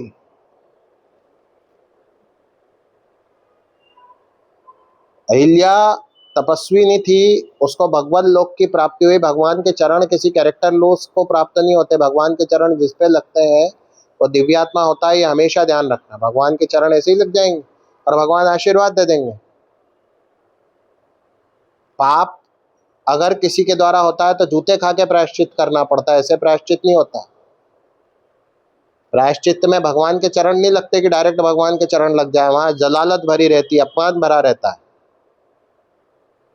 अपमानित होके आपको फिर, जब आप अपमान के और सबके दौर से होके निकल जाते हो, तब जाके आपको फिर तपस्या करो, तब जाके। यहाँ दिव्य मामला था, यहाँ देवेंद्र का प्रसंग है। अपने को सोच समझ के आगे बढ़ना चाहिए, सोच के हाथ डालो। अपन जो भी विचार कर रहे हैं, गणेश का पंडाल में आने वाले भीयों से अपन जब नहीं जूझ सकते हैं तो अपन देवेंद्र से चांस न ले, ये मेरा परामर्श। देवेंद्र है अभी भी, फिर किसी के साथ कोई उठापटक हो जाए तो फिर इस टाइप के लोगों के साथ में संपर्क करे कि साहब इस तरह से बात हो रही है, नहीं तो बैठ बैठ के गाना गाए कि मेरे किस कसूर पे तू। तो साहब अहिल्या को तारा भगवान ने, ये प्रसंग बताना आवश्यक था, इसलिए बताया कि Ahilya is not character loose. हाँ, हमारी दिव्य स्त्री है अहिल्या। जो बताया कि इंद्र के साथ इनका ऐसी कोई बात नहीं थी, ये सब बातें हो तो सीरियल इसलिए नहीं देखनी चाहिए। पूरी तरह से चारित्रिक आदर्श की प्रतीक थी। वो तो किताब नहीं आई है, नहीं तो इसलिए मैं चुप बैठा हुआ हूँ। सप्रमाण लिखा उसमें मैंने, ठीक है। आगे का प्रसंग ऐसा है कि मिथिला में भगवान जाते हैं। वहाँ मिथिला में यज्ञ कंटिन्यूस चल रहा है सीता जी के, जब से सीता जी की प्राप्ति हुई है। जन्म तो पहले हो गया, एक चतुर्युगी पहले हो गया, त्रेता में जन्म पहले हो गया। जन्म हुआ पद्माक्ष राजा के यहाँ, उसके उपरांत जो है उनको गाड़ा गया वहां पे। जन्म पहले हो गया, उसके बाद गाड़ दी, पेटी गाड़ दी। तो जब भगवान की परम शक्ति जो है उनकी, वो जब बचपन में खेलती थी, ऐसे समय में एक बार परशुराम जी सत्संग करने के लिए जनक के भवन में आए, जो कि विदेह थे, जिनके यहाँ नियमित जीवन मुक्ति के सत्संग होते थे। उनके भवन में जब परशुराम जी आए, और परशुराम जी ने अपना वो वाला धनुष, ये वो धनुष है जो धनुष महाराज पृथु के पास नहीं था। परशुराम जी भगवान के अवतार हैं, पृथु भी भगवान के अवतार है, महाराज पृथु, मैंने कथा सुनाई हुई है पृथु। ये जो धनुष है, ये वो धनुष है जिस धनुष से शंकर भगवान ने त्रिपुरासुर का वध किया था। ये तो किसी के पास नहीं है। धनुष जो है शंकर भगवान का धनुष, शंकर भगवान ने परशुराम को दिया था कि राम लो। एक्चुअली उनका नाम, वास्तविक नाम राम है। अपन उनको पहचानने के लिए परशुराम जी कहते हैं कि भाई परशुराम जी, परशुराम जी, परशुराम जी, परशुराम। तो परशुराम जी को जो धनुष मिला था, तो उन्होंने वो धनुष को जो है, वो धनुष को जैसे रखा, तो सीता माता ने उसको उठाया और लेके जगह जगह घूमने लगी और बार बार प्रत्यंचा चढ़ाने लगी। उन्होंने कहा अरे तो महाकाली है। जनक ने कहा क्यों भगवान के, तेरे यहाँ ही ऐसी बच्ची हो सकती है? ये बिल्कुल उन्होंने पहले तो उन्होंने बिल्कुल बड़ा आदर किया बच्ची का। एक तो कन्या में भगवती समझ के हर तरह की पूज्या है ही वैसे भी, कि ये जो बच्ची है, जो ये बच्ची धनुष उठा रही है, ये धनुष केवल मैं उठा सकता हूँ क्योंकि शंकर भगवान ने मेरे को दिया। ये तो सृष्टि में ही किसी का सामर्थ्य नहीं है कि जो इस धनुष को उठाए। तो इसका विवाह उसी से करना है जो इस धनुष को उठा ले, क्योंकि ये धनुष को उठाना इस बात का प्रतीक है कि ये दिव्य कन्या है। ये धनुष ही उठाया नहीं जा सकता, बड़ा भारी धनुष वो, अर्थात वो करोड़ों, असंख्यात करोड़ों सृष्टियां नष्ट कर सकता है, पूरे 14 भुवनात्मक। रावण का लगता है। और तब से ये यज्ञ जनक के यहाँ चल रहा है। अभी सीता जी 5 वर्ष की हुई है, और तब से ये यज्ञ जनक के यहाँ चल रहा है कि वो धनुष रखा हुआ है। राजा महाराजा आते हैं, वो धनुष बिल्कुल नहीं उठा पाते हैं और चले जाते हैं, और यज्ञ नियमित चल रहा है। यज्ञ तो यूं भी नियमित चल रहा है, और इस यज्ञ को कहते हैं धनुष यज्ञ। और उसकी अलग शाला बनी हुई है और वहां धनुष रखा हुआ है। और जब खबर मिल गई सबको कि अयोध्या के राजकुमार आ गए, तो वो दूसरे भी राजा महाराजा जितने जलने कुंडने वाले थे, वो लोग सब भी आ गए, वहां पे इकट्ठे हो गए। इधर धनुष जो है वो विराजे है, धनुष के रूप में भगवान स्वयं, भगवान की कृपा विराज रही है। उधर यज्ञशाला में लेकर के गए। भगवान के पहले जो दूसरे राजा महाराजा आए थे, लगभग भूमंडल के जो थे, जितने जलने कुड़ने वाले राजा थे, निगेटिव शेड्स में, ग्रे शेड्स में, वो सब आ गए। समाचार किसे तो भी सबको प्राप्त हो गया कि साहब अयोध्या के राजकुमार आए हैं वहां पे, अब आप पहुंचे हैं। तो तुरंत बिल्कुल आ गए। उनके पास उस समय शीघ्रगामी व्यवस्थाएं थी। ये तो कुछ भगवान की लीला ऐसी थी कि वो लोग आ गए। तो आने के बाद जो है धनुष जो था उसको उठाने का ट्राई करा। फिर से एक बार ट्राई करेंगे, क्या कर लो ट्राई। जब नहीं हुआ ट्राई, तब भगवान श्री राम ने उस धनुष को उठाना चाहा और झट से वो धनुष उठ गया। और जैसे प्रत्यंचा चढ़ाई, वैसे ही जो है वो धनुष जो है वो खंडित हो गया, और भगवान पे पुष्प वृष्टि हुई। अभी भगवान का मंगल विवाह होना है, और उसके पूर्व राजा महाराजाओं ने उपद्रव आरंभ कर दिया। उपद्रव आरंभ 2 तरह से हुए। एक तो राजा महाराजा खड़े हो गए कि यार बच्चे ने धनुष तोड़वा दिया, जनक तुमने कोई भी माया से जादूगरी से बच्चा धनुष तोड़ेगा, हम इतने बड़े वाले बैठे हैं। माना ये दशरथ के पुत्र हैं, लेकिन ऐसी बात नहीं है, हम भी कोई कच्चे नहीं है। मैं ये हूं, मैं वो हूं, ये बड़ी परंपरा है बड़े राजा महाराजाओं में, मैं ये हूं, इसका पुत्र, इसका पोता, इसका यू, इसका त्यू। ऐसा नहीं है कि तुम सूर्यवंश दिखा के चमका लोगे हमको। इस टाइप से खड़े हो गए। दूसरी तरफ से एक और तूफान आया दक्षिण से। दक्षिण में महेंद्र पर्वत है, महेंद्र पर्वत से तूफान आया। समाचार सुनी शिव धनुभंगा, आए भृगुकुल कमल पतंगा। जैसे परशुराम जी आए, परशुराम जी ने अपना परशु गाड़ा, सबने परशुराम जी को रिकॉग्नाइज किया कि आ गए, तो फिर सबने नाम लिया कि साहब मैं उसका पोता, उसका पुत्र, सब आपके दास है, मैं भी आपका दास हूँ। कि धनुष किसने तोड़ा? के उस बच्चे ने तोड़ा, मैंने हाथ भी नहीं लगाया, मैं तो हाथ जोड़ने चला आया था, आपके दर्शन हो गए, धन्य धन्य हो गया, आपके नौकर है हम तो।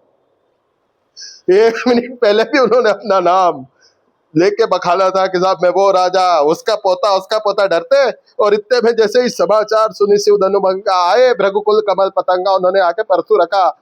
तो वैसे ही परसू रखने के उपरांत सबने कहा कि नहीं साहब मैं वो हूँ, उसका बेटा, उसका पोता, उसका पड़पोता, सब आपके नौकर है, मेरे भाई सब आपके नौकर है, सब आपके दर्शन करने चले आए, और कोई बात नहीं। और डरते डरते धूसते धूसते अलग दुकान लगा ली।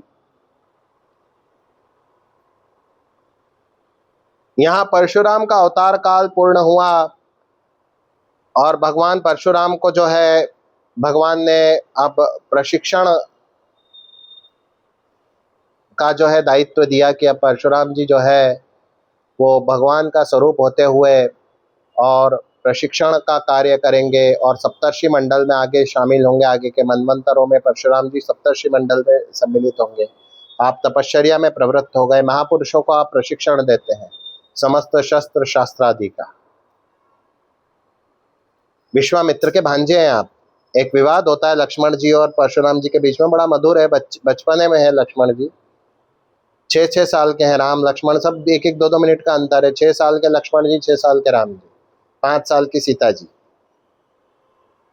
यूं तो पूरे चतुर्युगी की आयु है सीता जी की। चतुर्युगी पहले जन्म हुआ था, युवती हो गई, उसके बाद फिर कन्या हो गई।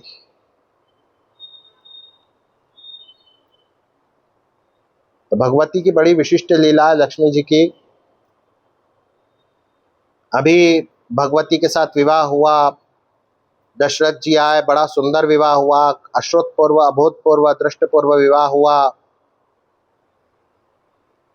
विवाह होकर के जब ये लोग लौट करके जारी है बारात, तो फिर से वो राजा आ गए, युद्ध लड़ते हैं। इस युद्ध में भगवान श्री राम अकेले इनकी चतुरंगिणी सेना को परास्त करते हैं। यहाँ पर मुद्गल ऋषि महाराज दशरथ को सुनाते हैं कि देखो दशरथ, ये ब्रह्म है और आगे इनने लीला करनी है, और बस तुम्हारा धरती पे काल अब पूर्ण होने वाला है। यह अध्यात्म तत्व है। भविष्य में इसी प्रकार से वीर युधाजित, जो कि महाराज अश्वजीत का पुत्र है, कॉकेशस का राजकुमार। आज जो कॉकेशस बोलते थे पहले केकय होता है, आज कॉकेशस बोलते हैं, आज नाम बदल गए। वो विषय भी समझाएंगे, अब वो बार बार बोल रहा हूँ, समय कम पड़ रहा है साहब।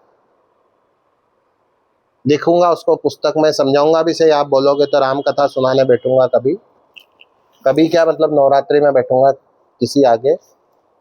तो ये कॉकेशस का राजकुमार जो है युधाजित, वो आए, वो आकर के लेकर के गए। वो लेने तो चारों कुमारों को आए थे, परंतु राजा दशरथ की सबसे प्रिय रानी जो है वो कैकेयी है, और कैकेयी का राम से स्नेह बहुत है, वो राम बिना नहीं रह सकती, और उन्होंने मना कर दिया, वहाँ नहीं जा रही थी, वो अपने पिता के घर नहीं जा रही थी, नियम भी नहीं था। तो ऐसे में जो है इधर ये 2 राजकुमार जो भरत और शत्रुघ्न है, जो साथ साथ में रहते हैं, इनको लेके युधाजित चले गए। ये लेने आए थे कि चलो थोड़े दिन हमारे पिताजी के पास रहो, और इस तरह से। तो ये तो वहाँ थे। इधर जो है लीला हुई, कैकेयी जो थी पूर्व जन्म के संस्कार अनुसार, उनका पूर्व जन्म की कथा भी आगे सुनाएंगे। उनकी बुद्धि में ऐसा हुआ कि भगवान श्री राम को वनवास होना चाहिए।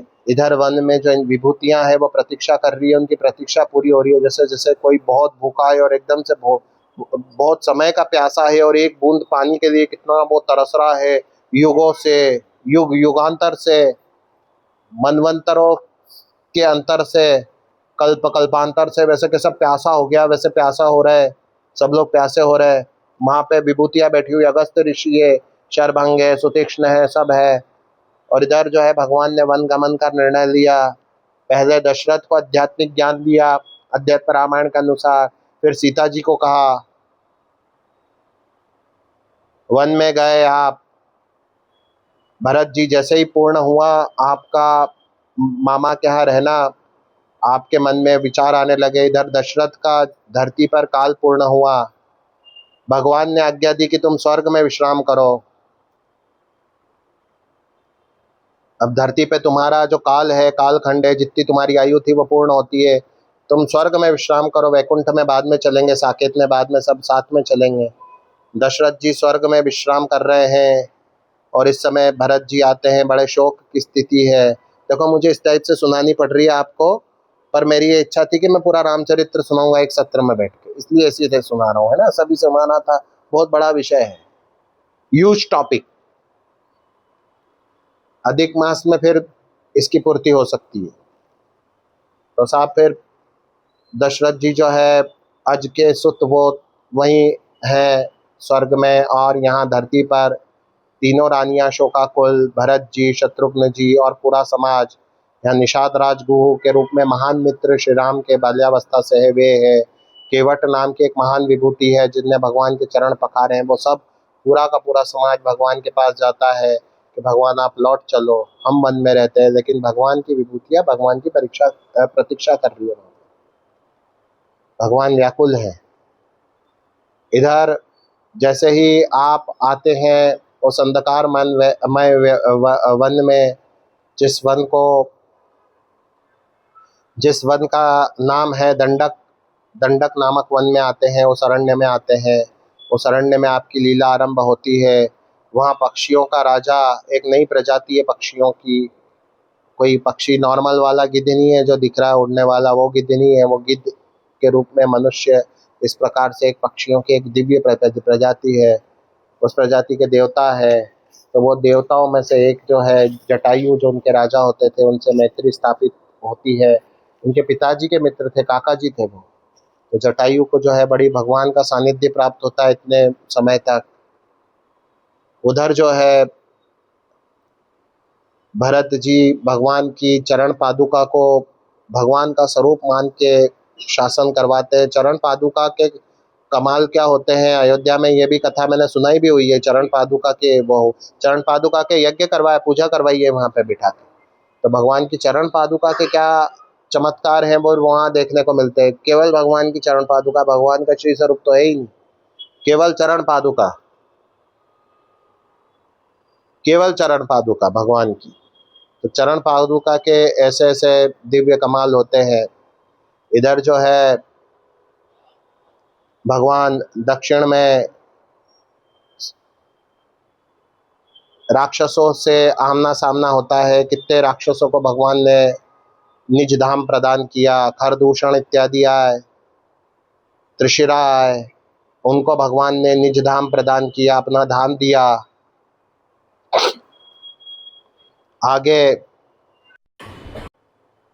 शूर्पकर्णी का जो है रावण की बहन है। शूर्पकर्णी का अर्थात सुपड़े जैसे कान, कान के नाम पे नाम रख रहे हैं ये लोग। कुंभकर्ण अर्थात घड़े जैसे कान, घड़े सरी के कान थे उसके, तो कुंभकर्ण हुआ। 10 मुंह थे तो 10 ग्रीव, फिजिकलिटी के आधार पे नाम है ना सारे।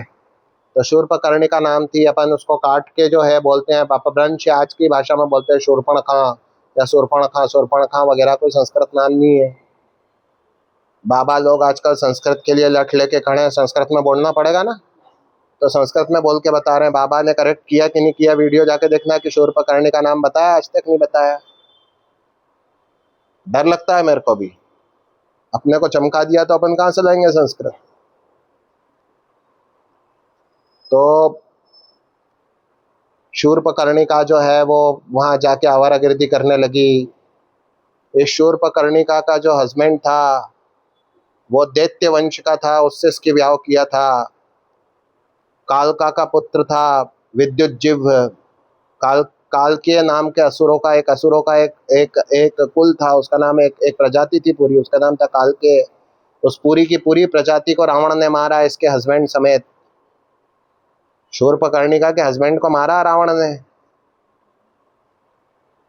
इसके जवाई को खत्म किया बिल्कुल रावण ने। और विभीषण ने बोला, जैसे ही रावण पुष्पक विमान से मार के आया, घर आया, वो तमाम आवारागर्दी करके लेडीज वगैरह लेके, उसने कहा कम से कम हस्बैंड भाई बहन के हस्बैंड को तो छोड़ देते, उसको तो इंडिविजुअली तो छोड़ देते कि चल तू हस्बैंड है तो तू रहे। बोले अब यार युद्ध होता है तो सब लगा रहता है यार विभीषण, एक एक रावण रह गया था। मैं आपको बिल्कुल खड़ी भाषा में सुना रहा हूँ, देखो, क्योंकि यह समझ में भी आएगी और यथार्थ जो है वो बताना पड़ता है ना आपको, कि कोई शूर्पकर्णिका और रावण का ऐसा नहीं था।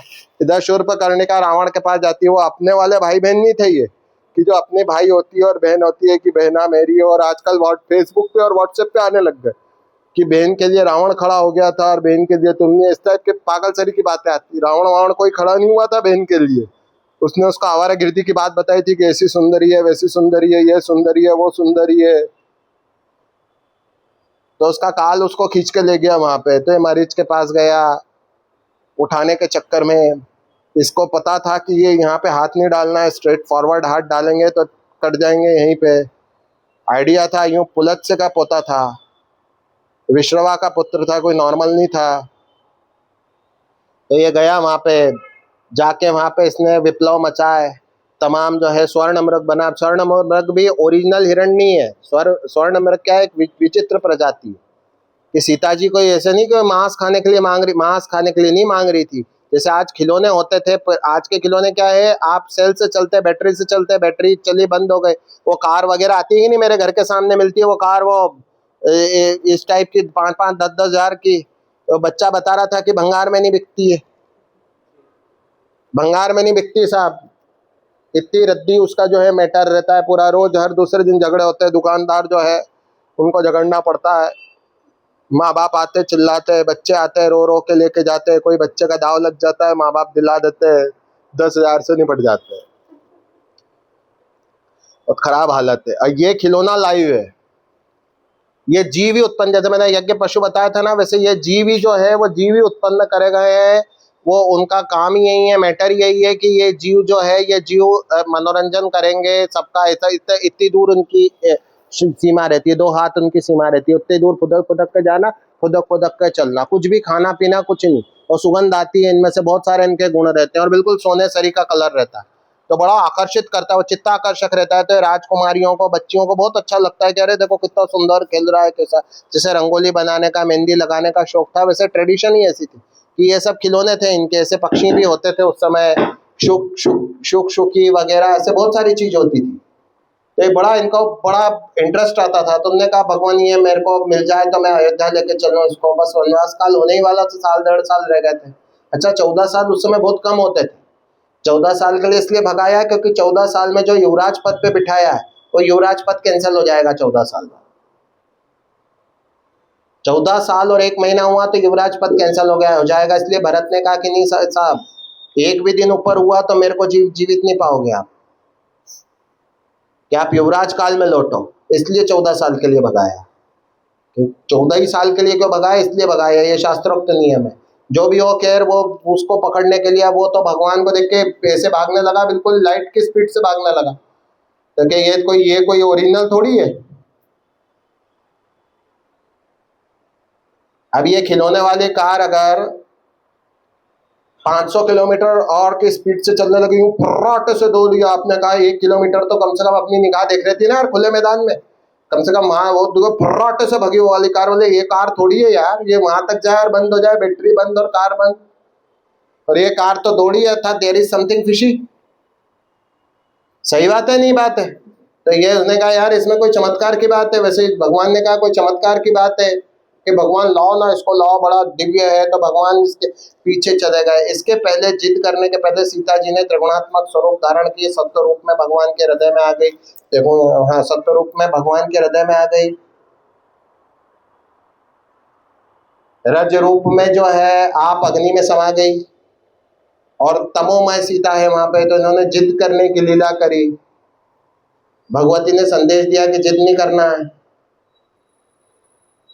जिद कर ली इन्होंने, जिद कर ली। उसके बाद फिर उसके उसके फलस्वरूप जो है फिर वहां पर रावण आया। रावण आया, उसने आश्रम पूरे को उठा लिया। टीवी में दिखाते ना भगवती का हाथ पकड़ के खींचा, इस टाइप की बात बताते। हाथ पकड़ता तो भस्म हो जाता वो, तो उसको पहले से शाप मिला हुआ है, वो कर ही नहीं सकता ऐसा। रावण भी सोचेगा कि यार मेरे पे ब्लेम कितने लगा रहे हैं लोग सीरियल बना बना के। उसने पूरा का पूरा आश्रम, कंब ऋषि ने इस पे सबसे सही लिखा है कि नहीं, उसने पूरा आश्रम उठा लिया।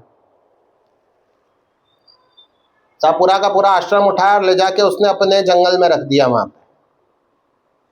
इधर भगवान जो है दक्षिण में गए, शबरी को कृतार्थ किया, नवधा भक्ति सुनाई। अब नवधा भक्ति में सुनाऊंगा है, अभी आज टाइम थोड़ा कम है अपने पास, तो नवधा भक्ति नहीं सुनाएंगे, है ना।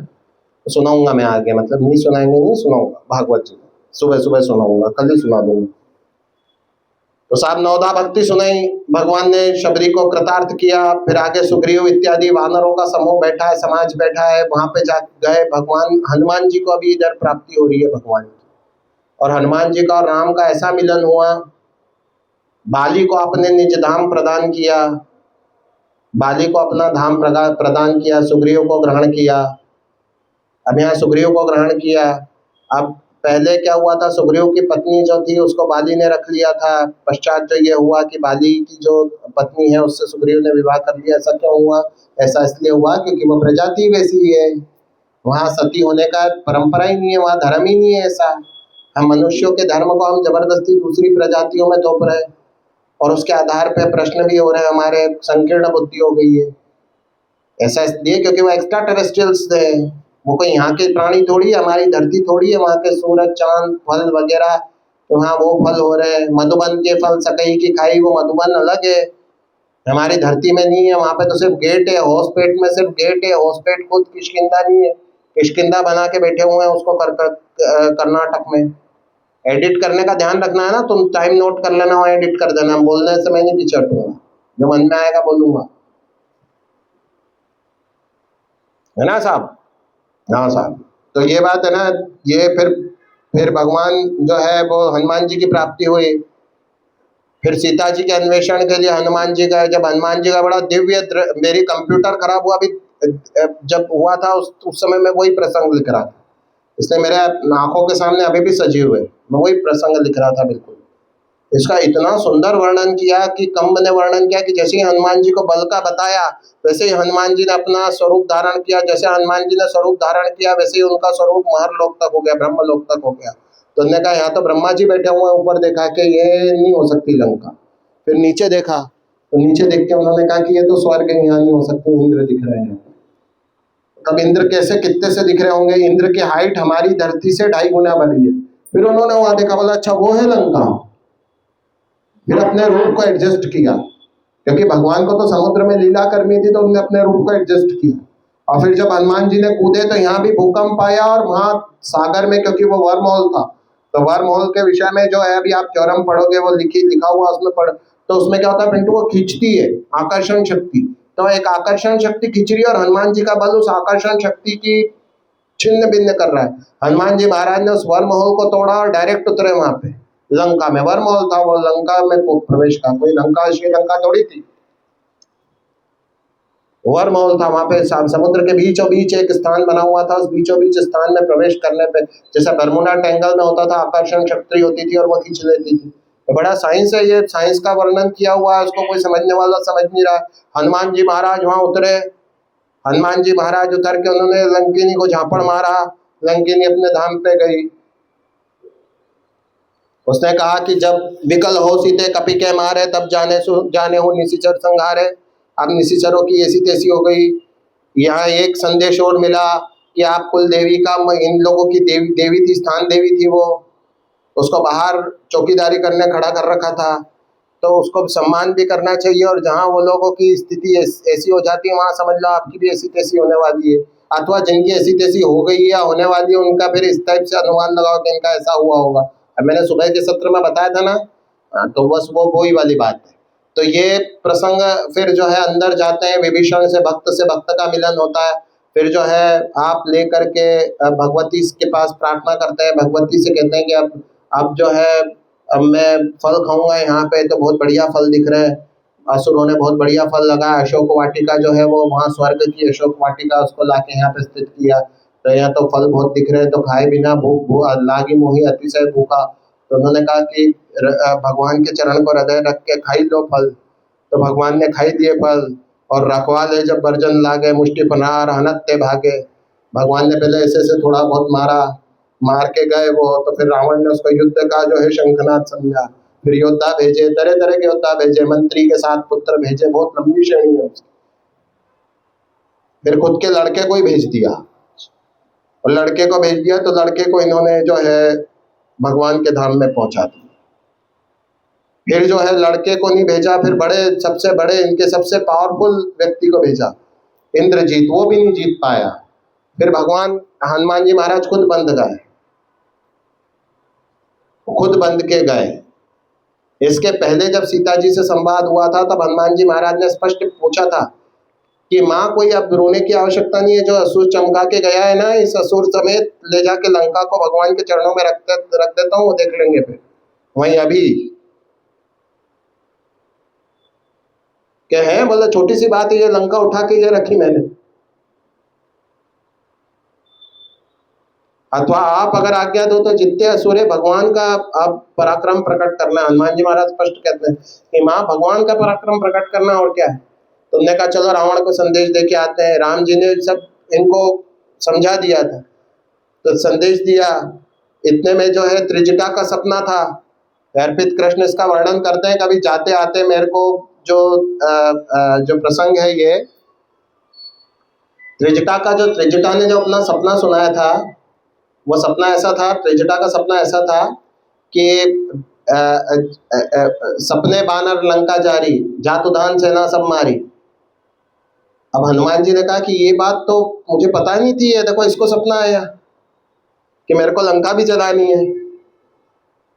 तो उन्होंने कहा ठीक है अब चलते रावण से मिलते। मिल लिए उससे। रावण ने गाली गलौज की, हनुमान जी ने एक गाली नहीं दी उसको। पूंछ में आग लगा दो, पूंछ जला दो। पूंछ में आग क्या लगाई, पूरी लंका जल गई। चले मरुत 49। अभी मरुतों का जन्म मुझे कहना बाकी है, षष्ठ स्कंद के 18वें अध्याय में है 49 मरुत। तो सब प्रकार की हवाएं चलने लगी। रावण ने भी सोचा कि हमारे असुरों के लोक में तो एक प्रकार की हवा चलती है, कितने तरह की हवा चल रही है, क्या हो रही है। जो भी होकर चक्कर आ गए उनको, और इस तरह से जो है काम हो गया पूरा। कोई पुष्पक विमान नहीं निकला, कुछ नहीं निकला, कुछ भी बात नहीं हुई। न कुंभकर्ण को जगाया गया। मेघनाथ भी ठंडा बैठा रहा कि भाई ठंडे बैठो, निकल जाओ अंदर, और निकल गए। ऐसे टाइम सबको सब आधा ध्यान है कि सब चुप बैठो अपन। जब आग वाग लग गई, जब देख लिया कि नहीं इनका महात्म्य बहुत है, नहीं रोका जा सकता। ब्रह्मास्त्र तो सीधा समाप्त करता है, उसने तो सिर्फ बांध लिया, कोई पाश थोड़ी है, ब्रह्मास्त्र है। पर ब्रह्मास्त्र से वैसा सा अटक गया, और वो भी अटक गया तो पता है रावण के दरबार में जाके उन्होंने यूं खोल दिया उसको। तो इंटेलिजेंट था, कोई मेघनाथ भी जो था, रावण भी जो था, वो ऐसा कोई डफर नहीं था, कम अकल नहीं था, वो भी समझ गया था। तो ऐसे टाइम पे चुप रहना अच्छा। वो गया इधर, मैं दानव ने नहीं लंका बनाई।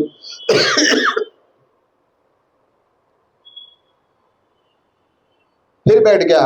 ऐसे लोगों में क्या है, अहंकार जितनी जल्दी खत्म होता है ना, जैसे ही जलील हुए नहीं कि आधे घंटे बाद फिर अहंकार आ जाता है। 15 मिनट लो आप, 15 मिनट में फिर वही भाव कह रहे हैं। ये इनबिल्ट होता है साहब, कोई फर्क नहीं पड़ता है। आप इनका एटीट्यूड देखो, अभी यहाँ जूते पड़े और यहाँ फिर से बहुत चढ़ जाते हैं, बोला अरे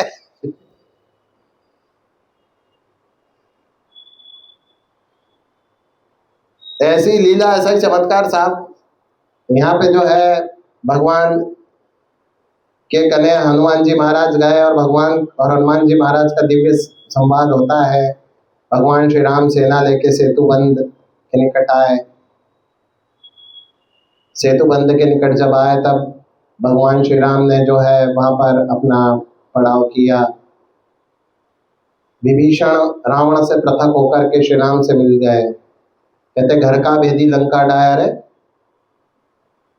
ऐसे कौन से भेद थे जो ब्रह्मा जी नहीं बता सकते थे, या नारद जी नहीं बता सकते थे स्वयं आके, या भगवान नहीं जानते हो, या हनुमान जी महाराज मारते टाइम नहीं देख के आ गए हो? वैसे तो कोई भी भेद नहीं बता है।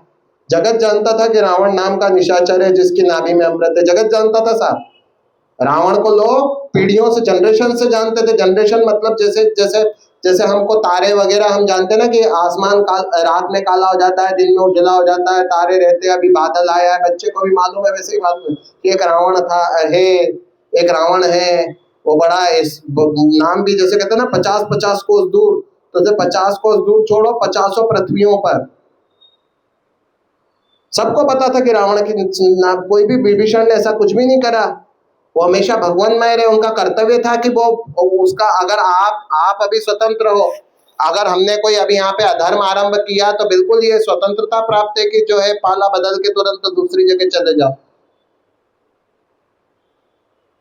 और बाधा बदल के वो जो है अब वो उसने पहले चेताया उनको कि भाई चैतन्य हो तुम, मैं तुम्हारा भाई हूं, तुम चैतन्य हो, तुम चैतन्य हो। फिर पाला बदल के गए कि साहब अब तो मैं युद्ध भी नहीं करूंगा, युद्ध भी नहीं किया उन्होंने, और वो जो है जाकर के और भगवान श्री राम से मिले, वो स्वतंत्र थे। और जबरन में ही जो है हिंदू कैरेक्टर है चूंकि, और हिंदू भगवान की कथा है, तो देखो कैसे उस पर नैरेटिव चेंज कर रहे। था कि नहीं था अधिकार युद्ध के पहले गए ना, कि बीच युद्ध में धोखा देके चले गए।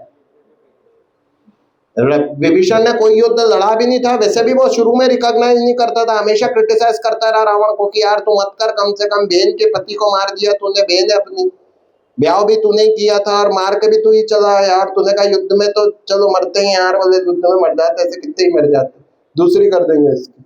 वो भी आवारागर्दी करने लगी भूलोक में आके, हस्बैंड ससुर देवर सबको मार दिया उसने, रावण ने।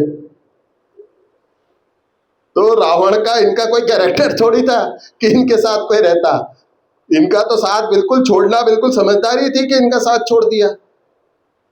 घर का भेदी लंका डर, लंका इसलिए नहीं ढही, लंका तो हनुमान जी महाराज ने पहले ढा दी थी,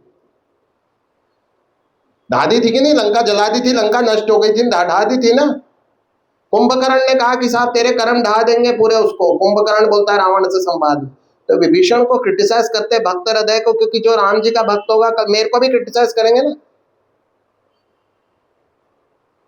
अगर मेरी भक्ति बढ़ती दैट मीन्स मेरे को क्रिटिसाइज किया जाएगा, कहीं भी जो भक्ति करेगा उसको क्रिटिसाइज करेंगे इधर उधर से ढूंढ डांट के। मैं तो अपने आप को किसी श्रेणी का नहीं मानता हूँ, भक्त भी नहीं मानता हूँ, बाकी अगर बढ़ती है तो ये तो गौरव की बात है कि क्रिटिसिज्म आएगा उतरेगा। विभीषण तो महान है, भगवान की विभूति है। विभीषण जी पे ये क्रिटिसिज्म चल रहा है बड़े अनादि युगों से, घर का भेदी लंका ढाया, काय के लंका ढाया भाई, लंका हनुमान जी महाराज ने ढाई थी। खैर जो भी हो, भगवान ने जो है रावण को, जो उनके पार्षद थे कुंभकर्ण, जो उनके पार्षद थे उनको मुक्ति प्रदान की। कुंभकर्ण ने रावण को प्रबोधित किया, फिर भी जो है वो प्रबोधित नहीं हुआ।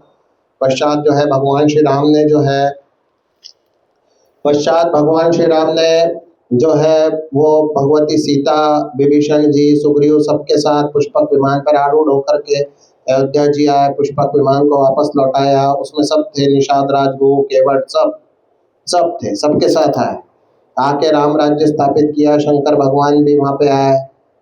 राम जी के दो पुत्र हुए, दोनों की संतति जो है आगे फैली, दोनों का विवाह हुआ, हर भाई के दो संतान हुए। सीता जी ने कहा कि मैं रावण के यहाँ जितने काल रही थी संतति करने, उतने ही काल के लिए वन में जाना चाहती हूँ। तब भगवती ने वनवास ग्रहण किया।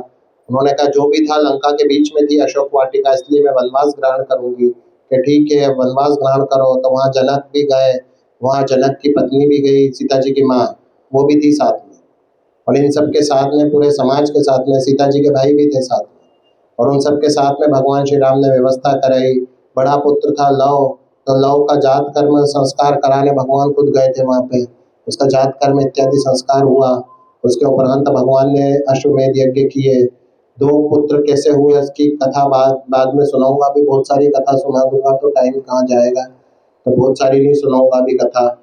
एक अध्याय में कथा है, 2 अध्याय में कथा है इसमें, तो नवम स्कंद में तो 24 अध्याय है, 2 अध्यायों में कथा है, लंबी वाली सुन रहे हैं। तो वहाँ पे साहब इस तरह से जो है करने के बाद जो है भगवान ने जो है लव और कुश ने आके भगवान के अश्वमेध यज्ञ में जो है वो कथा सुनाई, राम कथा सुनाई। भगवान श्री राम को विश्वास हुआ। सीता जी पुनः आई। सीता जी जैसे ही पुनः आई तो सीता जी ने कहा कि यदि मैं आपकी बार सत्य हूँ तो मैं धरती माता मुझे स्थान ग्रहण करे। सीता जी धरती में समा गई। इसके बाद भगवान ने धनुष तान लिया कि अब धरती वापस कर दो मेरे को सीता को, नहीं तो मैं धरती खोद के भी लाना जानता हूँ। तो फिर धरती माता लेके आई सीता जी को। फिर सीताराम ने जो है बहुत सारी लीला की धरती पे। और उसके बाद फिर जो है इनके पुत्र पौत्र पौत्रों के पौत्र पौत्रों के पौत्र हो गए। उसके उपरांत बहुत लंबी कथा है। और उसके उपरांत जो है भगवान अपनी संतति के साथ चारों भाइयों के साथ जो है वो अपने धाम को गए, साकेत गए। सारी विभूतियाँ उनके साथ गई। स्वर्ग में महाराज दशरथ विश्राम कर रहे, वे भी साथ गए, माताएं साथ गई। इस तरह से भगवान राम की मंगलमय कथा है। ये कथा भगवान को समर्पित है। एक बात बहुत शॉर्ट में कही मैंने, ये मेरे को लगा कि यार मैंने शॉर्ट में पढ़ के कह दी, ये बड़े भगवान की दया है। बोलना नहीं आता, क्योंकि क्या बोले क्या नहीं बोले, बेटा बड़े हैं। इधर चंद्रवंश का जो है आरंभ है। चंद्रवंश में एल पुरुरवा है। एल पुरुरवा का विवाह उर्वशी के साथ होता है। इनका वंश आगे बढ़ता है। इस तरह से कथा है। एल पुरुरवा की कथा है तो आगे बढ़ता है। पीछे जो वंश बताया था उस पे सुद्युम्न पे भी जैसा भी हो शंकर भगवान की कृपा हुई थी, वशिष्ठ ने दिलवाई थी। तो जिस वंश पे शंकर भगवान की कृपा हुई उसमें नारायण ने अवतार लिया, ये भी बात भी स्पष्ट है। और यहाँ पे ययाति की कथा है। तो महाराज ययाति की कथा है। इनमें कथाओं के कुछ अंश यदि कभी भगवान की कृपा रही तो मैं सुबह के सत्र में सुनाऊंगा। अन्यथा जो है यह प्रकृतिर्ज्ञानपथैर्जनानां यथा शयन देहगतो विभाति यथा निधा पार्थिवमश्रितो गुणं स ईश्वरो मे कृपां मनोरथम्। श्री राम जय जय राम।